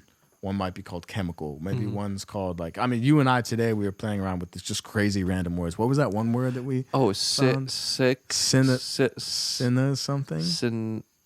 It was like some word that nobody's ever heard of ever. Cinna. It rhymed with close, right? No, come close. Cynosure. SCYNOSURE. CYNO. Does it have a little pronounced thing there? Yeah. Cynosure. That's even sicker. Cynosure. So cynosure is a person or thing that is the center of attention or admiration. So anyway, we found that because we were like, what's a crazy? I was like, what's a crazy word that rhymes with closure or close or whatever. So like, I'll find words and I'll be like, I'll literally just have this word like cynosure or poison or hemorrhage or something fucking crazy, and I'll be like, all right, how do I write this song that's like the leading up to the hook that is hemorrhage? Totally, yeah. What is hemorrhage? That's a great example. That's metal. That's like something that's like, oh, I'm bleeding out. Like, that's a great example. So that helps inform my lyricism and the mood of the song. So I've been doing a lot of that recently to be like, okay, how can I lead up the narrative of the song to this one word? Because that hemorrhage, you're not going to write a song. It's a love you song. It's called, it's not a love song. It's called hemorrhage. Do you know who else does that? Who? Or I mean, I'm assuming based off of something I saw. Yeah. But there was a video I saw a long, long time ago of Adam Young from Owl City showing something in his studio, and there's a document pulled up on his computer, and it was a list of words like that. Right. And if you look at, or words are like phrases, like like Ocean Eyes or Ruby Sunset or very Owl City type shit. Totally. But that has to be kind of where he just thinks or comes across these phrases and he goes, all right, what does that song sound like? Because his music is so much, it's very whimsical too.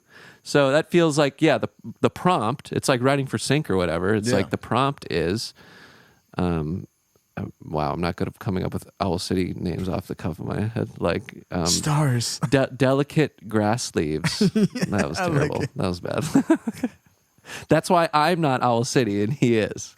Yeah, but what's another Owl City song that's not that one song? Fireflies? Like Meteor Shower was one I loved growing up. Yeah, that's Fireflies. But Meteor Shower, you're like, okay, what does that sound like? And it did. It sounded like I would listen to it laying on the ground with my high school girlfriend at night under a blanket. Yeah. Like cute shit like that. And he nailed it. Oh, I love that. But I want to hear hemorrhage. It probably sounds exactly like what you think. Like Meteor Shower. If I'm gonna Can you imagine laying down with your girlfriend on stars, and you just pull that thing up, and you're like,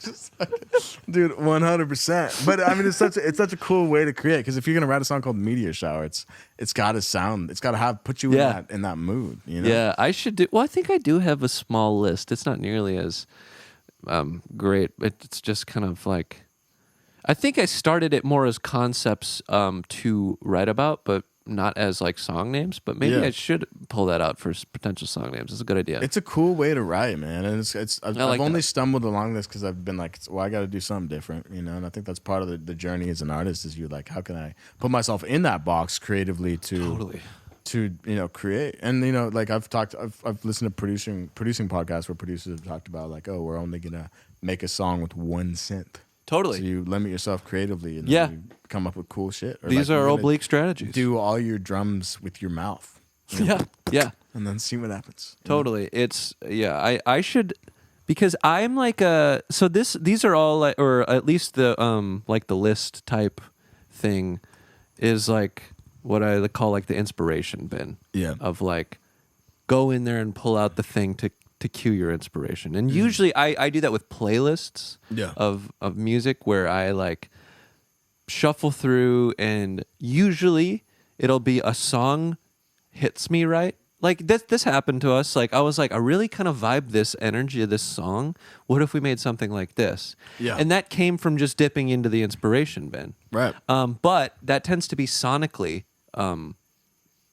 like directing you. Whereas starting from a list of words is different because you have to decide what it sounds like instead of getting that sound or energy from an external like song. Right. I should do that more.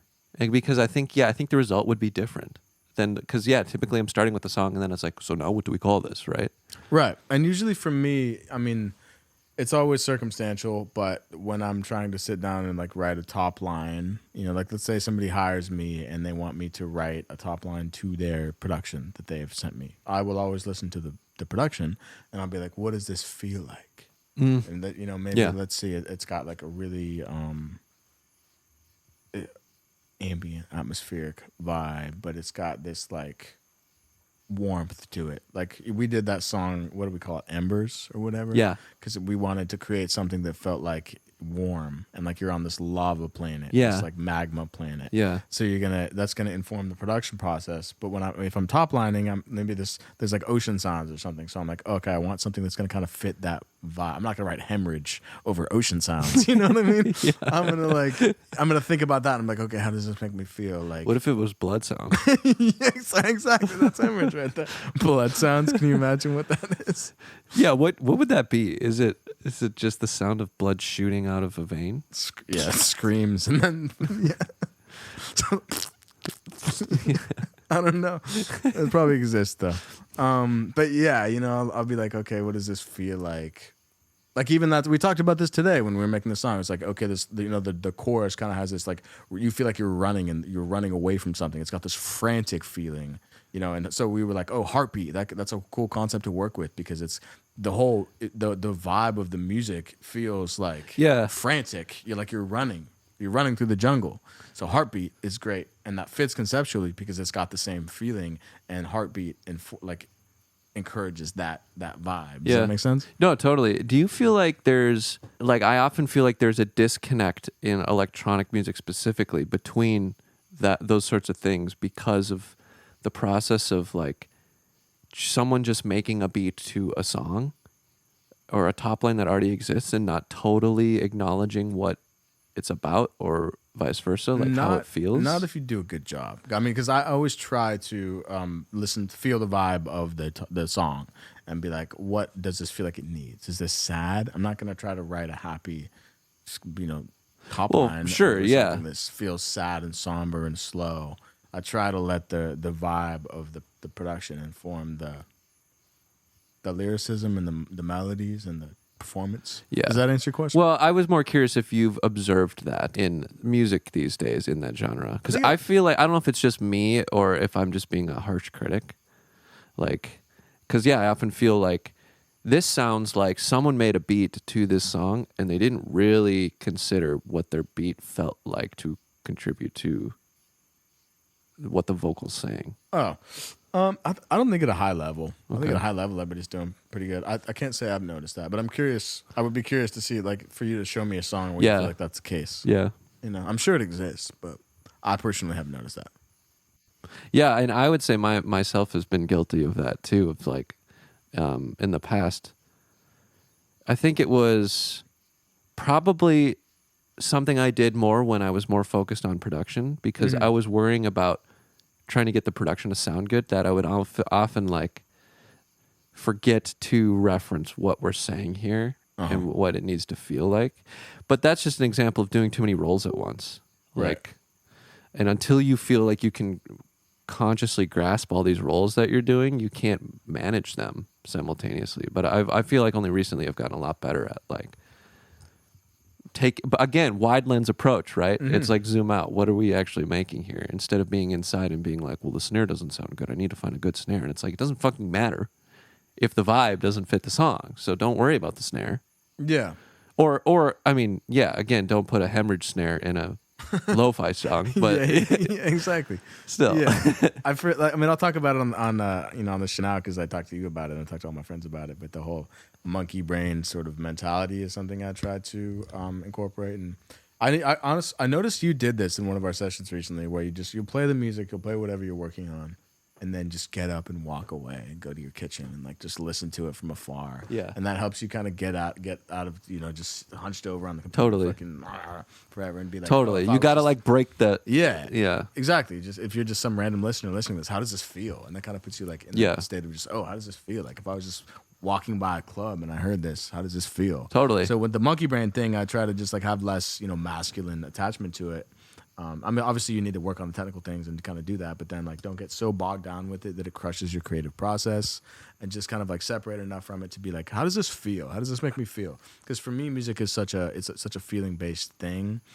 How does this make me feel emotions? Yeah. How does the movement feel? Does it make me want to dance? Does it make me want to like, how does this make me want to move? It's been interesting because like I've gone through so many roles in music and what it's done for me, and it always started as an emotional thing, but Right. I didn't know how to make it in a lot of different ways. I only was playing piano and guitar, so it inherently was a chorded but lyrically driven, vocal driven song. Mm-hmm. And then as you go through phases like being in a band or even different types of bands, and your role in the band, the way you make a song changes to accommodate what you're kind of doing more of or where you're at. And I noticed that I fell off this, like, what was my original, what music was for me. It was more of an emotional, like, what am I trying to say about something? Right. And then it shifted to this, like, feeling based from the music part. Yeah. But it was because I was so focused on the music, so I had to figure out how to make the emotionality come through the music, which is great, but you want it both together make a great song. Mm-hmm. What the vocal is saying and doing and what the arrangement is doing together in unison about the same intention makes a great song. And it's been nice being able to like, work with you and zoom out to be able to get in touch with that sort of like younger version of myself that was more like, what am I trying to say here again? Like, let's remember that. Let's not worry about the beat or whatever the fuck it is. So you think working together has helped you separate from getting bogged down by the technical aspects of production? Yeah, for sure. I love what I call tag team writing or producing. Yeah. Which is something that I think we do well. For sure. And every session's different too, right? Because like the song's different, or who is contributing in what way, and that all situational, and you kind of just end up settling into roles, and it can even change throughout the course of the session or whatever. But I think it's great because it allows, if inspiration starts to die or just fatigue, getting stuck on one person, someone else can easily quickly do something that can change the whole course of the energy of the session. Yeah. And when you're able to produce as well as being involved in the writing or lyrical vocal parts, there's way more opportunity for that. Like when we were working on Boom and the flute came out, like I wasn't going to find that. yeah. But you did, and it kind of was like, whoa. Yeah. And brought us at a whole new energy, and it was like cool to see that. And I just love that bouncing back and forth. That was like one of my favorite things of working in a band, is doing that with one of our other members who was kind of more hands-on like me. So we would just kind of do that. And I felt the songs were better. I felt it allowed an opportunity for, I feel, I don't know, safe, like comfortable, free to be able to not worry about the production and step back and be a little bit more of a fly on the wall, whether it be go into the other room and hear it from afar, or like think about the words instead of this, because I know we're going to get there, and I know you can facilitate as well, and it's not all on me to only drive or run the sticks. Oh yeah. So I love that stuff. Dude, it's great. Yeah, it's been incredible. It's been so fun and so freeing, and such a just like a fun project where we both come together and we're like, we have this mission, we have this general idea, but we just mess around. Like, I'll never forget the Mongolian throat singing. we found this Mongolian. There's an omnisphere patch where it was like a. He's pretty good at it. Like this, like, it was some patch called I don't know, Mongol throat or something like that, and it was just a Mongolian throat singer, and you play the different keys and it would play the noise, and we pulled that up, and then we just dropped it in this low octave, and it just sounds like this crazy creature from the jungle, and then we just made the song after that, and we even put that in the drop in another song. Remember? And now we might do it again when that other one working. And we're like, dang, that so changed our life. It's 100%. So it's just like we get to play in the sandbox. It's awesome. Yeah. That's the best vibe. It's the it's the so what if? Yeah. Like, hear me out.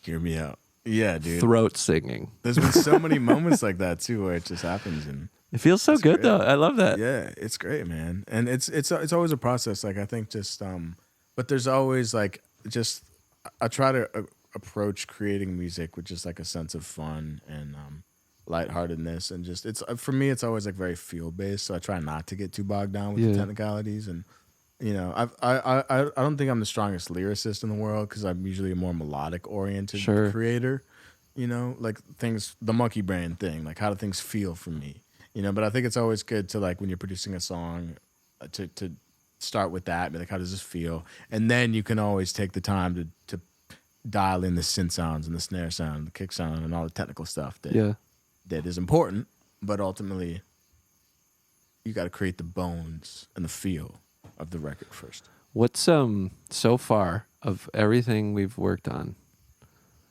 what's your favorite?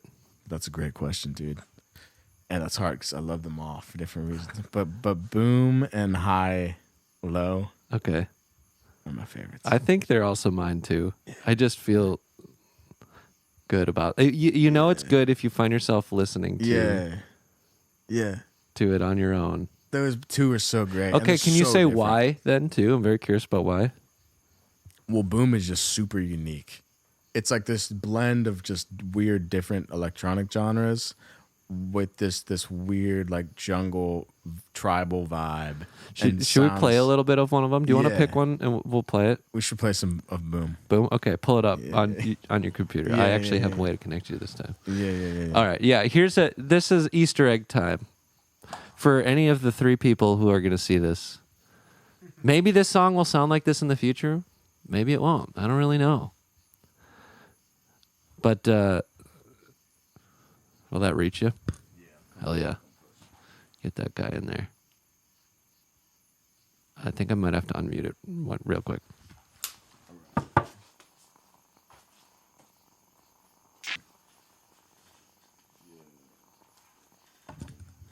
Yeah, make sure it's the good one. The most updated one? Yes, the most updated one. Oh, I heard it. You hear that? Yeah.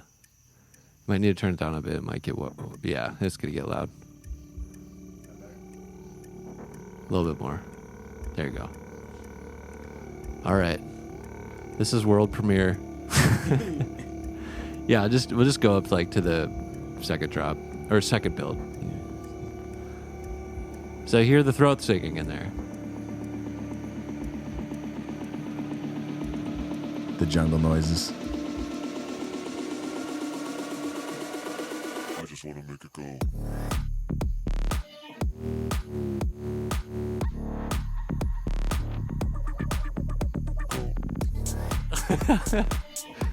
Dude, I the word I think of is feral.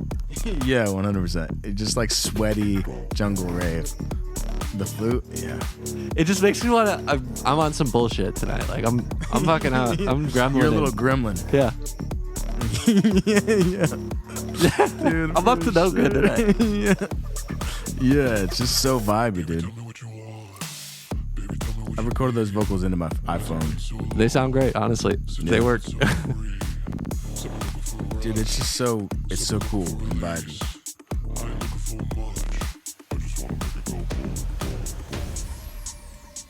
Yeah, I would love to see this live. I can't wait to see it live. Yeah. No, that was a great example of one where it came in and I was like, all right, I'm trying to make something that's like, I got to release some fucking... And you were like, yeah, you just want to blow stuff up, make it go boom. Yeah, and we talked about the concept, you know. We played with a couple different concepts. I can't remember specifically what they were, but it was just like, you know, yeah, you just want to make it go boom, boom. You're just like, fuck it. Yeah. I want to just fuck shit up. Yeah. You know? Yeah, go crazy. Gremlin mode. Gremlin mode. Yeah. So I love that one, and then I love low high or high low or whatever we called it, just because conceptually it's just so great. That was really interesting too. I feel like this is a cool story because like I was going into making that song. I think I wanted to make like a hip hop type, big flex energy, like almost triumphant song because I was vibing it at the gym. Right. And that was an example of playing my playlist. I love working out in the jungle where there's tree gyms, and I rip the playlist and find one that sticks. Yeah. And I had landed on something like that, and I was like so ready to make that. And then I got home and I don't know what happened, but my energy changed, and I felt it. I recognized it, and I was like, well, what do I do? I was going to make this song, so do I just do it because I previously liked it? I knew it was a good direction, or do I not? Fuck, I don't know. So then I like went back to the thing and I played some more to see if anything fit, and I found something that kind of resonated more with my mood. And then you were like, hey, what are we making today? And I was like, well, I don't know. I kind of feel weird. And you're like, I kind of feel weird. I was having a terrible day. Yeah. And I couldn't believe that somehow my energy had shifted to a place that was ready to receive yours. Yeah. And then we both connected on this and we made one of our favorite songs. And it just kind of fell out. Yeah. Like both those songs fell out. Yeah, it was amazing. And we talked, I think, I was just having a really hard day. And we just talked about, just life and the concepts around, you take the low with the high and you just kind of have to ride out the rough moments. And it's one of my favorite songs I think I've ever written just because the concept is so great. Yeah. And it's a bop. Yeah. It's like it's got a weird somber but optimistic bop energy. Yeah. And because it does bop. It does. It's a bop, dude. 100%. And it's really catchy, and it's somber, but it like feels good. Yes. It feels really good. Like you want to listen to it and you're yes. like, yeah, I feel better. Yes. I feel better. Yes, which is what I think we then felt. Yeah, 100%. Like, I felt so much better. Yeah. It was such a great example of like funneling emotions into art and like being like, it was great. I love that song. It's so good. Okay, I have an idea. Mm-hmm. It's a terrible question, so you don't have to answer if you want, but I want the feedback. I can't wait. I am a martyr. What's your least favorite thing about working with me? Honestly, on this record. You got to shower, bro. No, I'm just kidding. I literally, dude, there's honestly nothing that's my least favorite. My least favorite thing about working with you is having to drive out here. What's most challenging? It's a long way. It's a long way to this planet. Yeah, for sure. Yeah, 100%. Drive through the portal. We should get a car portal added. Yeah. Well, we got that can of sparkling water through the portal, so I think the possibilities are endless. With you, everything is possible. I love it. Dude, my least favorite thing about... most challenging? Is that a better way? Least favorite sounds negative. Right, yeah. The most challenging thing about working with you? Dude, honestly, nothing. I love it. You can tell me. It's been incredible. It has been. I've enjoyed it. I have. If there's anything I can even think of, but like... I feel like we both entered it... pretty open and vulnerable. I feel like we showed up pretty because for anybody who doesn't know, we only worked together previously on our song "Tell Me." Yeah, and that was like within the first like week of knowing you. Yeah, and then not really much in between. Yeah. So it's not like we had an extensive history of that vulnerable sharing of working a lot together. No. And I think it does take, because you've probably done sessions where you get there and you can tell someone's just like not totally open and comfortable. And I think we both like showed up trying to be that. It's at least how it felt for me. It's always felt super comfortable for me and been pretty seamless. And I think we get along really well as friends. We have a lot in common, personality-wise, interest-wise. I've always felt super comfortable. I think the most challenging thing about working with you has been we come together for these records and we talk about the concepts. And I think lyrically it takes us a while to. Yeah. And this is not even about you. It's just about the records because we both really care about making sure the lyricism fits the narrative. Yeah. So it's been the process for me to be like, okay, how can we take, these little moments that need some vocals and I feel like needs to be a vocal element of something to be said, some lyric to be said. It can't just be anything. But it can't just be some bullshit that doesn't mean anything. And like, how can we make it fit the narrative while also being simple and not too like on the nose or too woo-woo or whatever. Yeah. But that doesn't have anything to do with you. It's just been the challenging part about working on these records. Because we both really value making sure the lyrics are meaningful and fit the concept. Yeah. So it's like sometimes we'll be like, how do we make this not predictable? Totally. But that's a really healthy and good challenge. I agree. I think that's a good answer. That is a challenge. Yeah. I definitely felt that. And by all means, like my lyricism is rusty, so I'm not the most helpful in that regard. Like I'm so under practice from when I used to just write so much more. But dude, that's okay because like I need that exercise. Sure. Because I write so much commercial stuff that has a lot of the same lyricism, so it's really refreshing and good for me to be in situations where we get to have concepts that are a little bit more deep, where we have to really think about these things. Like Low High is a great example of that because the lyricism is like there's just enough pop lyricism that's not like overly intellectual, and then there's just enough stuff that's like meaningful and deep. So it's like we really hit the perfect amount of both things for that one, in my opinion. Yeah. And so like we had to work at it, but it was also easy, and it was that perfect like in between to where we got just enough depth to be meaningful and just enough catchiness to be relatable. Totally. Yeah, so for everyone out there, if you can't tell, we are fucking awesome and hire us for your next project. Yeah. Exactly. No, it's been fun. It's been great. Yes, feels nice. What is your answer to that question? Fuck, you're gonna send it right back to me. I'm not gonna completely piggyback off yours because I feel like that's cheating. I agree. That's a great one. I think it's me. Well, for me, it's what feels like my lack of experience in something I want to contribute more to, and trying to figure out how to get that part of me a little more engaged again. And part of that's feeling like safe and like just flexing the muscle, really. Like it very much feels like a muscle that has been neglected for 5 years. And that's kind of weird. Especially when it's something that used to be rather part of your identity a lot. So it's kind of intimidating, like attempting, and then sometimes feeling like you can't move it. You don't know how.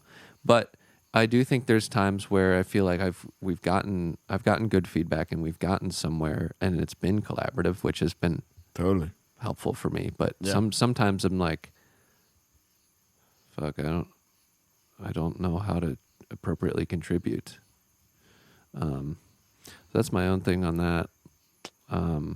That's just part of the process, man. Yeah. I mean, I've never considered myself to be super strong lyrically. I've always considered myself to be strong melodically, but lyrically was never my strong suit. And I've worked with writers, I'm sure you have too, where lyrically they're just fucking genius. And you're like, damn, how did you come up with that? It's amazing. Shout out to them.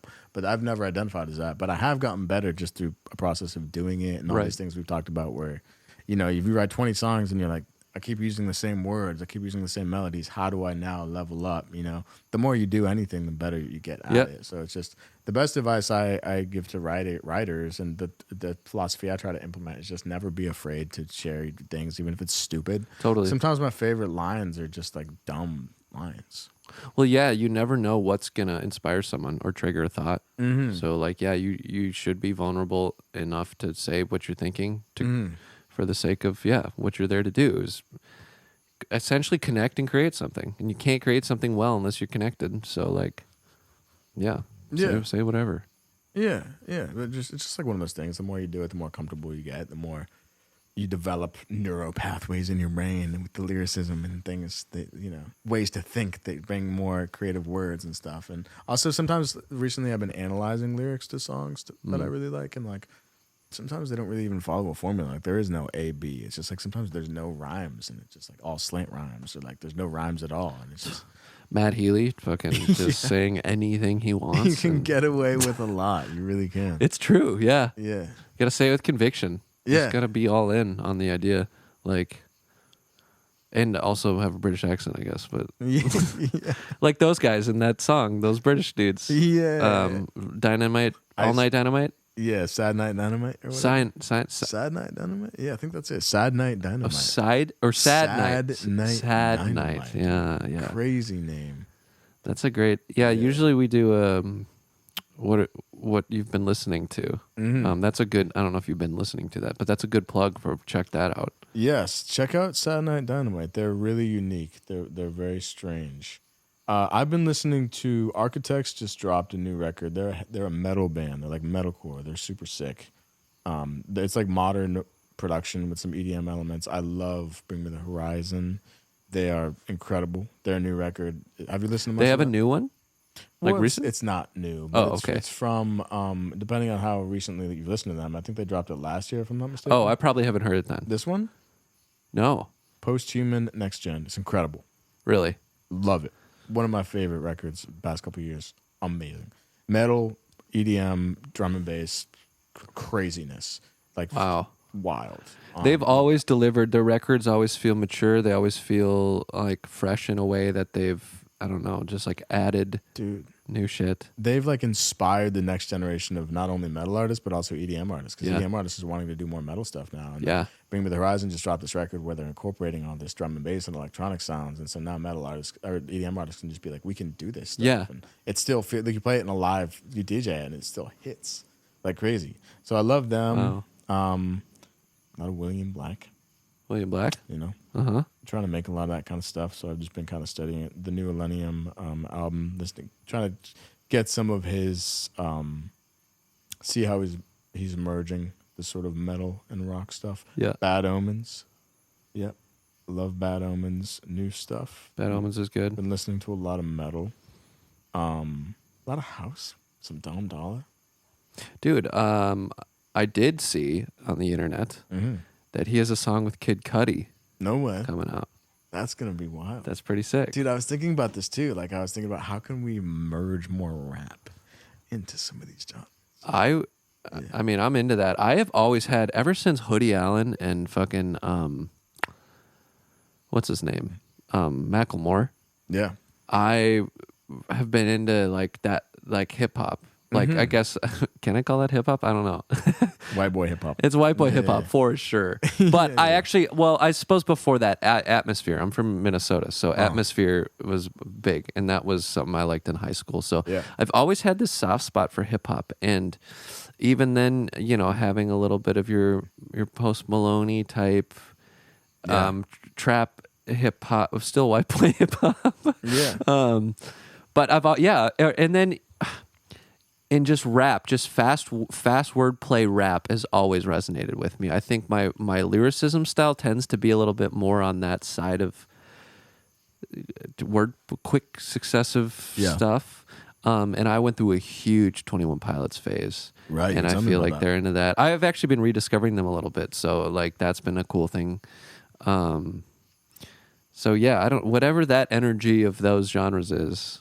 Well, 21 Yeah. Pilots they're so cool because they really do blend different genres. Yes. In a huge way, and they're so creative. And Their songs are a ride too, like a journey. Yeah, man, they've really inspired a generation of people to do that kind of like fusion of different genres. Like I work with this artist, shout out to Stafford.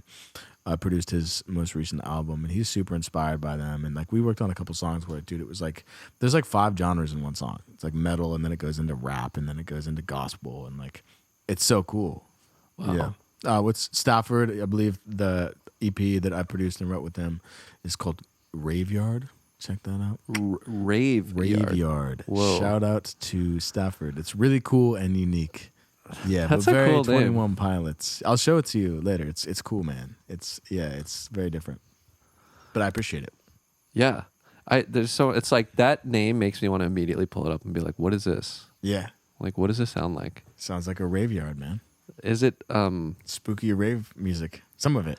It's Okay. mixed though. It's mixed genre for sure. I feel like we're making spooky rave music. We kind of are. Yeah, we kind of are. We're making jungle werewolf rave music. Yeah, we're Footloose, werewolf footloose in the jungle. Yeah. Rave music. 100%, dude. Well- I can't wait for people to hear these songs though, because they're honestly like, dude, just like a boiler room set of these songs would be insane. But like a Tulum boiler room. Yes, I would Yeah, love that. that's That's the vibe. that's my energy for sure. I'm into that. Dude, if you play Tulum, I'm there, bro. Let's go. I would play it. Let's make it happen. Dude, yeah. Yeah. I would even do the vibey side of Tulum. I Yeah. feel like I really like that organic type of house stuff. Yeah, Pretty I house. love that stuff. I love it. Man. Yeah. Maybe in Thailand. Yeah, so you think, because we know how I feel about Earth. Yes.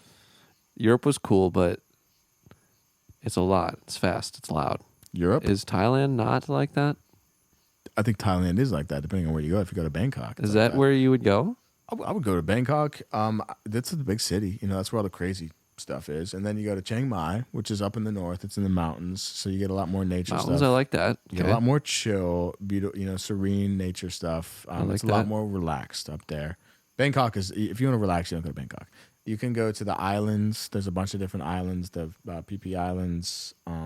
There's a bunch of different islands you can go where you do get that relaxed nature. You go to waterfalls, go to the beach. Like there's islands where you get all your Instagram hippies who just want to rave and do yoga retreats and, be Instagram influencers on the beach talking about holistic wellness. And then you can go to your islands where it's all local and you can relax. And Yeah. there's so much variety there. So yeah, I would want a good mix of like nature, relaxation, cultural immersion with the bank. I want to see Bangkok. I want to see. Yeah, Chiang I suppose Mai. I would like to check it out. Yeah. Yeah. But you can do all of it, man. You can do. There's so much beautiful nature and relaxation out there. If you want to ground yourself and be away from the hustle and bustle in the natural environment with locals, you can definitely find that. I definitely want that for sure. Okay. Yeah. Or if you just want to go and party, you can do that too. But I mean, Raveyard? yeah, jungle rave, dude. Yeah, they have what do they have out there? They're like the half moon parties or the full moon parties or whatever. They do them on the islands. Oh, really? Under full moons, they have like crazy raves out on the beach. Yeah, I've never really experienced because now I've experienced mostly the Central America, South America jungle, but never like Eastern Asia jungle. Monkeys. Still jungle, different type of jungle. Yeah. So I suppose I need to really experience all jungles. Yeah, we got to do the Thailand jungle, dude. Yeah. Yeah. A lot of monkeys. I don't think there's crazy. I mean, they definitely have. They have cobras out there. Cobras? That's kind There's of scary. cobras. They are scary. Yeah. Speaking of scary shit, dude, the sounds that we heard earlier outside in The owls. in the jungle there, Yeah. those were nuts. Dude, let me see if I can find this recording on my iPhone because every time I leave Kyle's place, like especially at night, There's some weird shit out here in Zynthera. Yeah. I love it though. It's so. I hope this recording sounds like you ever hear one of those like blown out supposed Bigfoot recordings where it's just like it's like it's just clipping in the background. You're like, yeah, I heard this outside your place last night. Dude, I gotta find it. I don't know where it is. I have too many. Did you do it in the recordings voice on my notes? phone. Yeah. I did. Does it have my address? Usually it names them the location you recorded it at. Yeah, usually it does, but it doesn't. I have low high, but I don't have. It's all just new recording. Yep. I might not be able to pull it up. Put Unfortunately, in Zynthera 747 Sector B Nebula System. Is that right, Owen? That's correct. Nebula System. Close enough. I love it. Unfortunately, I can only find things that are not that. It's very sad. Oh, I found this. Oh, was that the voice recording? Or just a clip of the I just song? want to make it go. Yeah. That's it. That's literally the audio. The energy of that compared to what's in the track is like Dude. so different. Yeah. That is white boy rap. I just Yeah. want to make it go. I just want to make it go. Yeah, dang. I wish I could find the owl sound, but it's crazy. It literally sounds like monkeys, like warring in the jungle. Warring, yeah, It's for insane. real. They get riled up out there, whatever they are. But I want to know what they're saying to each other. Like, hey, fuck you, Tommy. You're an asshole. yeah, could you? Yeah. Like, oh, dude, that'd be so funny if it was like, yeah, like that's what you heard, and they're kind of like far away from each other too. It's like neighbors yelling at each other. Yeah. Listen, Bernard, I don't give a rat's ass about you if you're trying to go to sleep. I'm just getting started, mate. I have procured 7 mice today. What have you done? Huh? Have you ever seen that BBC Animals clip that was like popular years ago of them doing kind of like funny voiceovers of clips of animals? Like, Dude, yeah. It's I have seen that. daytime, nighttime, Yeah. Or, Dude, that's or just the so Alan funny. Groundhog. Yeah. Alan. That shit kills me. Oh, that's not It's Alan, that's so Steve. funny. It's so funny, man. It's so good. I love the videos. Like, I'll get some TikToks of like, you know how you'll like walk a dog or something, and the dogs are barking at each other. Yeah. Don't come over here, bro. Don't fuck with me, dude. Yeah. Don't fuck with me. I And swear. Meanwhile, it's like a Chihuahua and like a Great Dane, and the Great Dane just like, what are you talking about? Yeah, man? he's like, I didn't even know you existed. Yeah, exactly. Dogs are so weird. Just animal interaction is so funny.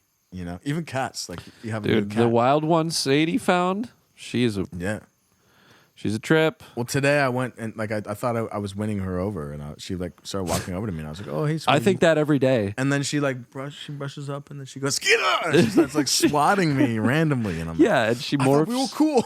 Then her scales come out, and Yeah. it's you're like, oh, you're not feline, you're literally terrifying. Yeah. It was very shocking. That's a witch cat. That's 100% a witch cat. I'm not surprised that Sadie basically woos it in, Yeah. and is like, it's like her shadow, like slinks behind, it like follows her around. I've seen and shit. it loves you though.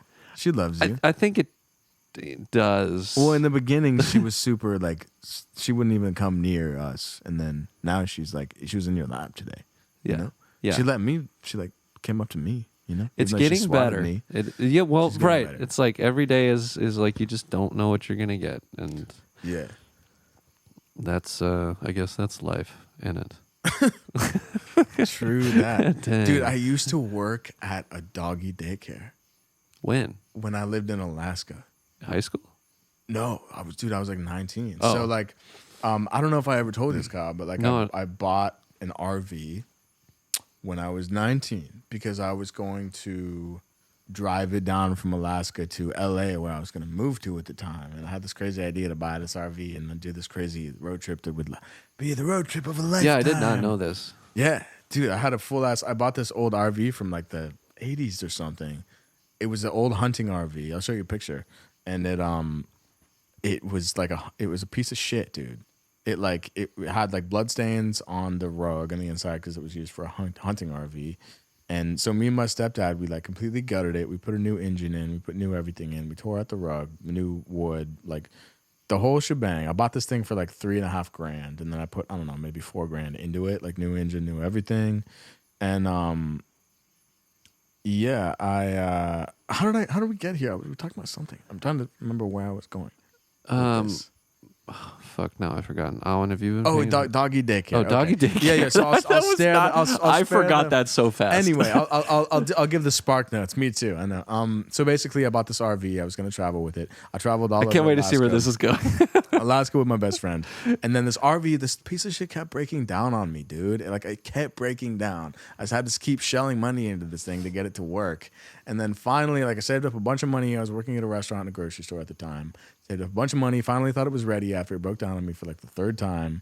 And then it broke down again. And I was like, I quit my job at that time, just when I was about to leave. I don't have any job at this point. So I was like, fuck. I had to spend a bunch of money to get it fixed up again. And I was out of a bunch of money. So I was like, I need to get a job for like a month and a half. What can I get a job for a month and a half before I go again? Doggy daycare. So I found this doggy daycare. and yeah, working at the daycare was insane because like, there's like, you know, they have the big dog pen and the small dog pen. And all the dogs, it was just like watching high school kids on the playground, man. Like every dog had their own little personality. Like you have like the shy little nerd in the corner. Yeah.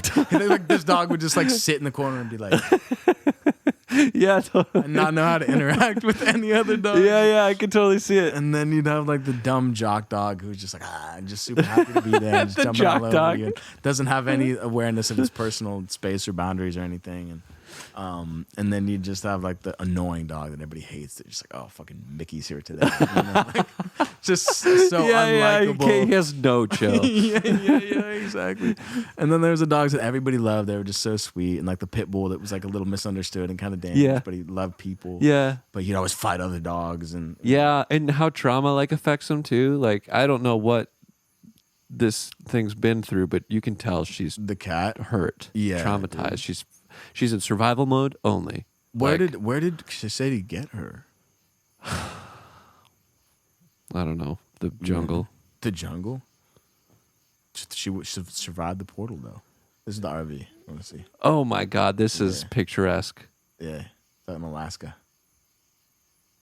Dang, that would have been awesome. It was fun, man, except it kept breaking down. That was That not fun. sucks. Yeah, It was a cool experience. Damn. Me and one of my best friends, Chase, got to drive it around Alaska, and I eventually I made it. So once I finally fixed it up after the daycare, I made it to Whitehorse in the Yukon Territory in northern Canada, and then I broke down again, and it was the whole story. I'll leave it for another time. But it was lesson learned: do not buy an old RV Yeah, unless you're willing as picturesque as it looks. Yeah, I mean, I think it's cool when people have the Volkswagens, though. You know, like the old Beetles, the old Volkswagen Beetles. Yeah, RVs. totally. Yeah, but those are like apparently a nightmare to like. So okay, well, so this might be roundabout because so you were gonna drive that summer. You said right down and move to LA. Yeah. And then you never got to LA. No, I didn't. And you're gonna be moving to LA when you get back to Earth. I am moving back. I'm moving to LA when I get back to Earth. Yeah. That's very full circle. Does that feel like have you thought about that? Like that was like a goal. What was your goal for moving there then? Dude, well, just to pursue music, because at the time I was just a 19-year-old kid who like I was leaving Yeah. Alaska. You know, I didn't grow up in Alaska. I moved around quite a bit, but I was ready to jump into pursuing a full-time music life. And you're making it there now. I am. That's yeah, cool. and now I'm a full-time musician. moving to Yeah. LA, so it definitely So is. you full set your circle. intention. And you said, hey, that'd be Yeah. cool to do one day. Yeah. fuck Yeah, it is pretty crazy, man. But it just happened at the weirdest time because like I didn't. If you had asked me, 4 months ago if I was moving to LA, I had plans to move to London, dude. Yeah. I was not going to LA. Yeah, you were very pro London. Yeah. So life has been, as you know, it goes. Yeah, It's you just never know for sure. takes you in weird places, but yeah, it's I just kind of go with the flow of life, baby. Yeah. That's kind of how I do it. That's how I've done it, and the whole the RV thing, like I had to go back to Alaska, like it broke down, and like I had to have my parents come and rescue me because I ran out of money. I mean, it's a whole story that happened with that, but like they had to come from Alaska and get me in Canada and drive back. It was insane, dude. We like towed the fucking RV on the back of a Prius. What? Yeah, but like we hitched them together and drove it back. It was crazy. Holy cow. And then Wow, there's an ad for Prius. shout out to Priuses. Priuses are amazing. Yeah, and then we sold it, and then I ended up moving to Tucson, Arizona, where I grew up, spent most of my life. And then after that, went to Canada for school, and then eventually ended up in Nashville, and now to LA. So, yeah, Dang, that's so full circle. That's so cool to hear. it's weird how it works out, man. Yeah. What about you, Kyle? Did you go from Minnesota to here? growing up in Minnesota, and then I went to college in Wisconsin. Still same thing, pretty Right. much. Then back to Minnesota. What did you go to college for? What did I go to college Yeah. for? So I started as a psych major because I was like, one thing I would like. I've always thought I'd enjoy being like a guidance counselor. I've always like been in high school as like a peer helper is what they called it. So like Right. you're basically just a peer guidance counselor. So they feel more comfortable talking to you versus a adult. Right. So then when I went to college, I was like, well, I better get like a real fucking like job. So I guess I'll do psych and I'll follow that. And then I figured out within the first year that in order to do that, I could major in anything, and then get a master's to do psychology. So then Right. I switched to theater. Theater, and no way. performance studies. So yeah, I did theater musical type shit. And That's crazy. All this. That's where I got started into like live sound and production and stuff I did because not of know like that. theater tech. I did a sound design course for designing like sound for theater shows. Yeah. And all that stuff. So but then at that point I was playing in a band, so I was just trying to fuck off. So I didn't really care. So like I just basically would go to class because I was trying to drop out for sure, and then Right. I just eventually was like, Dude. all right, I'll stick this out, only because like my boss talked me into it, and so I didn't really care. I don't really know how much by senior year I was learning. I hit that same point when I was in college. Like Yeah. I was in. I fortunately I only did a 2-year program, but like, dude, I hit that first year and I was like, I need to get out. of You're here. like, I just not for me. This is rough. Yeah. Yeah. Unfortunately, I finished it. Yeah, it was. Right. Yeah. Yeah, I'm glad I stuck it out. But yeah, theater kid at heart. Still am. But what can I say? I'm dramatic. I'm a drama kid. Dude, theater kids are built different. They're actually kind of weird as fuck. You're not surprised, right? Yeah, you never know. I wouldn't have had you pegged for Really? a theater kid, dude. Okay. No, definitely not, man. I feel Yeah. like, well, yeah, I suppose I'm biased to what I know. And You're a different breed of theater kid. I was, people have sort of told me this because I've often been told that I was a popular kid in high Really? school, but I didn't feel like I was a popular kid. I certainly wasn't a jock, certainly wasn't in that crowd, but I was friends with some people who were jocks. Right. And then in choir and theater stuff that I was doing was all of these other, the jock girls were basically the dance team. Yeah. Not cheerleaders, dance team. And they all also did musicals because of the dancing.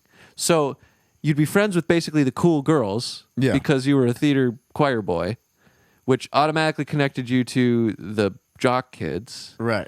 And so, They're like, I we just want to get in with him. I kind of had this weird multi-group, and then, other grades and all that shit. So, like, I don't know. Dude, it's so interesting because depending on what high school you go in, that like there's some high schools where if you're like an art kid or a music kid, you're cool. Yeah. And then there's some high schools where you're only cool if you're like a jock. Right. So it's so circumstantial. Right, like if your theater department or music department is underfunded, then you probably like are at a disadvantage to be cool. Because if people can't see the cool shit you can do with your art or playing an instrument, they just assume it's dumb or a waste of time or something. Totally. Yeah. Like I remember talking to like my girlfriend. So she grew up in this part of the country, and like Nashville, like, you know, when Paramore was out and like and Cage the Elephant were having their heyday, like this part of the country was so like it was all musicians. Like music was like Nashville and like Bowling Green, this whole area of the country at that time, you know, 10 years ago or 15 years ago or whatever, was so music heavy. Like all the cool kids were in bands, and like you were only a cool kid if you were doing music or like bands. And it wasn't really like that where I went to high school at all. Well, do you feel also as a whole, because I felt like that, but that wasn't, I'm sure it was pungent in that area, but as a whole, I felt like that time, those years, it was cool to be in a band. Whereas now, it doesn't feel like it's cool to be in a band. No one's in bands. Like, it's cool to be a DJ now. Yeah, that's what I'm saying. Yeah. Like, and maybe that was just because I think there's also a big tie to the financial challenges of being in a multi-person band. That's why I stopped being in a And band. everyone's like, yeah, I can show up with a flash drive and get paid way more money. Yeah. Why would I not do that? Yeah, but for sure. yeah, inadvertently, with the lack of people doing it, you don't see it. So people go, oh, well, DJs are cool now because I see them, or they're shown online or whatever. And so like being in a band doesn't feel like it's cool. No. Still cool though. In my book, I wish I was in a band. Cool. I want to be in a band again. If you're in a good band, it's cool. But if you're in a shitty band, that's true. That would suck. Yeah. But it depends on where you are too. I think in Nashville, there's so many bands and so many. I don't know about you, but I meet another musician here, and I'm like, oh, cool. Yeah, how's that going? Another one. Yeah, another one. Yeah, great. But like if I'm somewhere else, it's so like you meet if people find out you're a musician in other cities, they're like, wow, that's so cool. Or that you live in a music city like LA or Nashville. Right. They go, oh, yeah. But here, that's how my family was. Like when I moved to Nashville, it's like they're like they don't know anything about the music industry. Yeah. So it's like every Christmas is me attempting to explain to someone or my grandma what I do and how it breaks down and how it's like how you make money. Yeah. Because there's so many weird ways you're producing, you're writing, you're whatever. The way what you're writing for, is it sync? Is it for someone's artist project? Is it like someone's cut this that was from a back catalog? Like who the fuck knows? Like, and they just like their head has no. They just thought everybody who's playing or singing the song wrote the song. Yeah, exactly. So where was I going? Oh yeah. So moving to Nashville has this like association of like, oh whoa, that's Music City. Big deal. It does. Yeah. But yeah, dude, that's interesting. It's always interesting to find out how people were in high school, Yeah. I was friends with everybody, but I didn't belong to any one friend group. I also went to 3 high schools.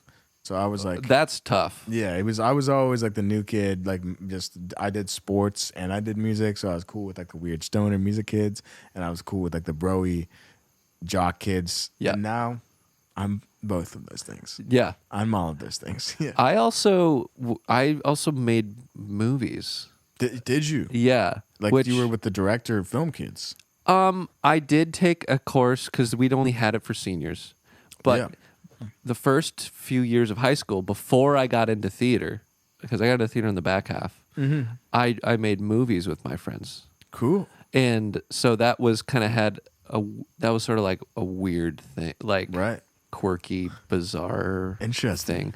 But I think it's interesting that I've roundabout ended up back kind of in the same boat. But that I guess that's another example of an intention. Because I always knew I wanted to do more of it. I just didn't know how. I was like, make skits? That'd be fun. It's hard to get a crew of people together and be like if you call up a bunch of your like, mid 20-year-old friends or 30-year-old friends and you're like, hey, do you want to come over and make a movie with me today? Good luck. Yeah, those guys are coming over there. No. So it's hard. So what do? I guess you got to make movies by yourself, and that is something. So that's like all I do down here is I play around with my cameras and. Well, dude, it's amazing because that's in today's world. Everybody needs content. Everybody needs the skills that you have. So it's a great time to have the skills. It's not going away. That's for sure. Hell no. No, I think social media marketing is like the biggest job now. It's still something that eludes me. Hopefully I'll just make Awen hack it or something, but or is that against protocol? It like eludes me how to really drill down in hacking that system and getting successful marketing campaigns to work. Yeah. Well, I should say making content.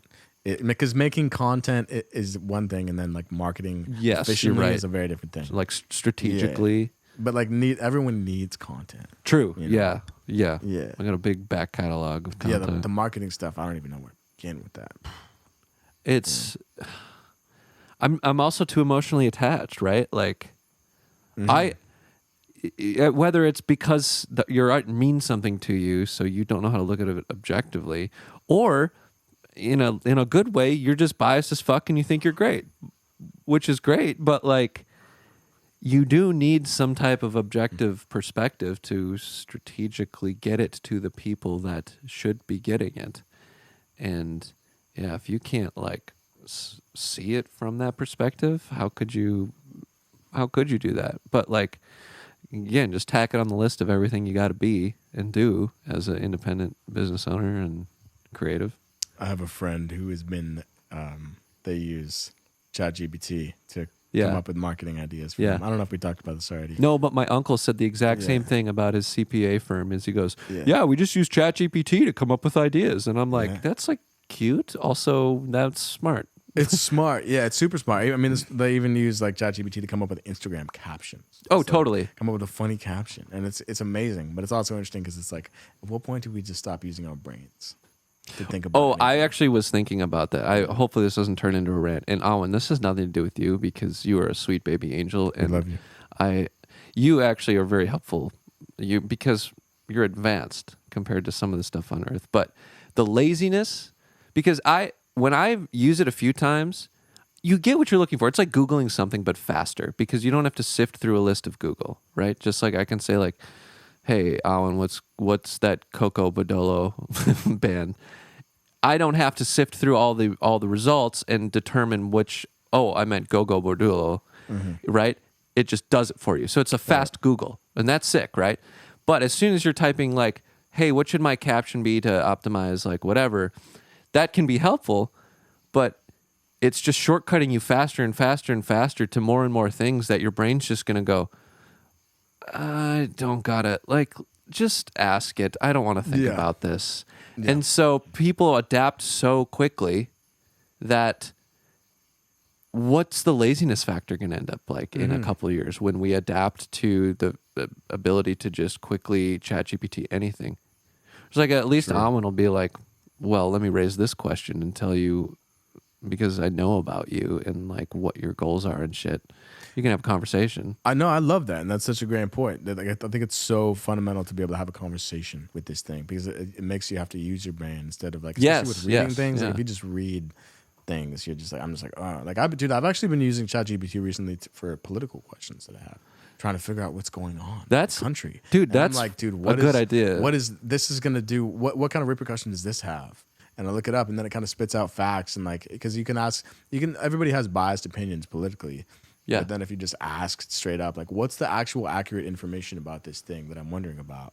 And you kind of have to trust ChatGPT. Right. You hope there's no agenda. Yeah. Exactly. Which presumably there is no bias there. Well, yeah, one would hope. But that's like a great use of that. And I met someone when I first moved to Nashville, actually, who at the time, he was a producer, but his side like passion project was he was looking into how to use AI to find non-biased like factual information for sociopolitical issues because it's so hard to get the information. Totally. And that I was like, that's such a good, because you don't know where to go. You don't know what affiliation a website has. You have to decide for yourself. You might be uninformed. By the time you're like sorting through all these decisions, you go, I guess I don't really want to know. And you quit. So, yeah. Well, Gabe, I mean, I appreciate you spending your time here and of making course, records with me. And I love it. I love you, dude. Thanks for having me. I look forward to making many more things. Likewise. I know you got to get back and make your life transition to LA, but hopefully I have you back in the Treehouse here soon. Oh, I'll be back all the time, dude. Absolutely. Is there anything you want to plug or share or wisdom or tell anyone? Sure. Yeah. Feel free to find me on social media find me on Instagram at iGabrielEli, IGABRIELELI. Social media streaming platforms, Spotify, Apple Music, Gabriel Eli, and I have a lot of big things coming this year. Stay tuned. Peace and love. Love each other. Be nice. Be a good human. Treat each other with respect and love. Spread positivity. We love to see it. Except for the Nug Boys. Fuck you guys. I hate those guys. You guys suck. Just kidding. Peace and love. Awen, you have any wisdom you want to share? Well, no, I just wanted to see how much longer you guys are going to be working together. Man, I hope until I die. I'm bringing this man to the grave with me. Do you have any more projects you're working on right now? Or just the 2 songs you guys we've been working on a ton of music. Yeah. Well, this, I guess, the record as a whole would be the project, but no. The whole record together, yeah? Yeah. As much of it as possible. We've worked on a bunch of songs. We only have more to work on, and we've been working with a friend of ours, Shams, as well, on his project together. So I feel like this is just the beginning of a potential lifelong collaboration. We're gonna roll off on tangent here, which is okay. But Gabe also has been making video game music for a contact that he has. I have, and I've been lucky to help with a couple things, but. That's right up my alley. That's cool shit, and I feel like there could be a lot of cool ways to see what that could turn into. Definitely, yeah. That makes my brain go burr. Totally. Yeah, that's a huge thing. We've been working together on as well. I've been working with them for like almost 2 years now, and that's gonna take on its own life and its own set of, experiences musically and its own journey musically. So yeah, we'll definitely work together on that. So Yeah, well, this is just the we're gonna have beginning. our own video game soon. So yeah, this is just the start. all right, well, signing off until next time. Keep figuring it out. Peace and love.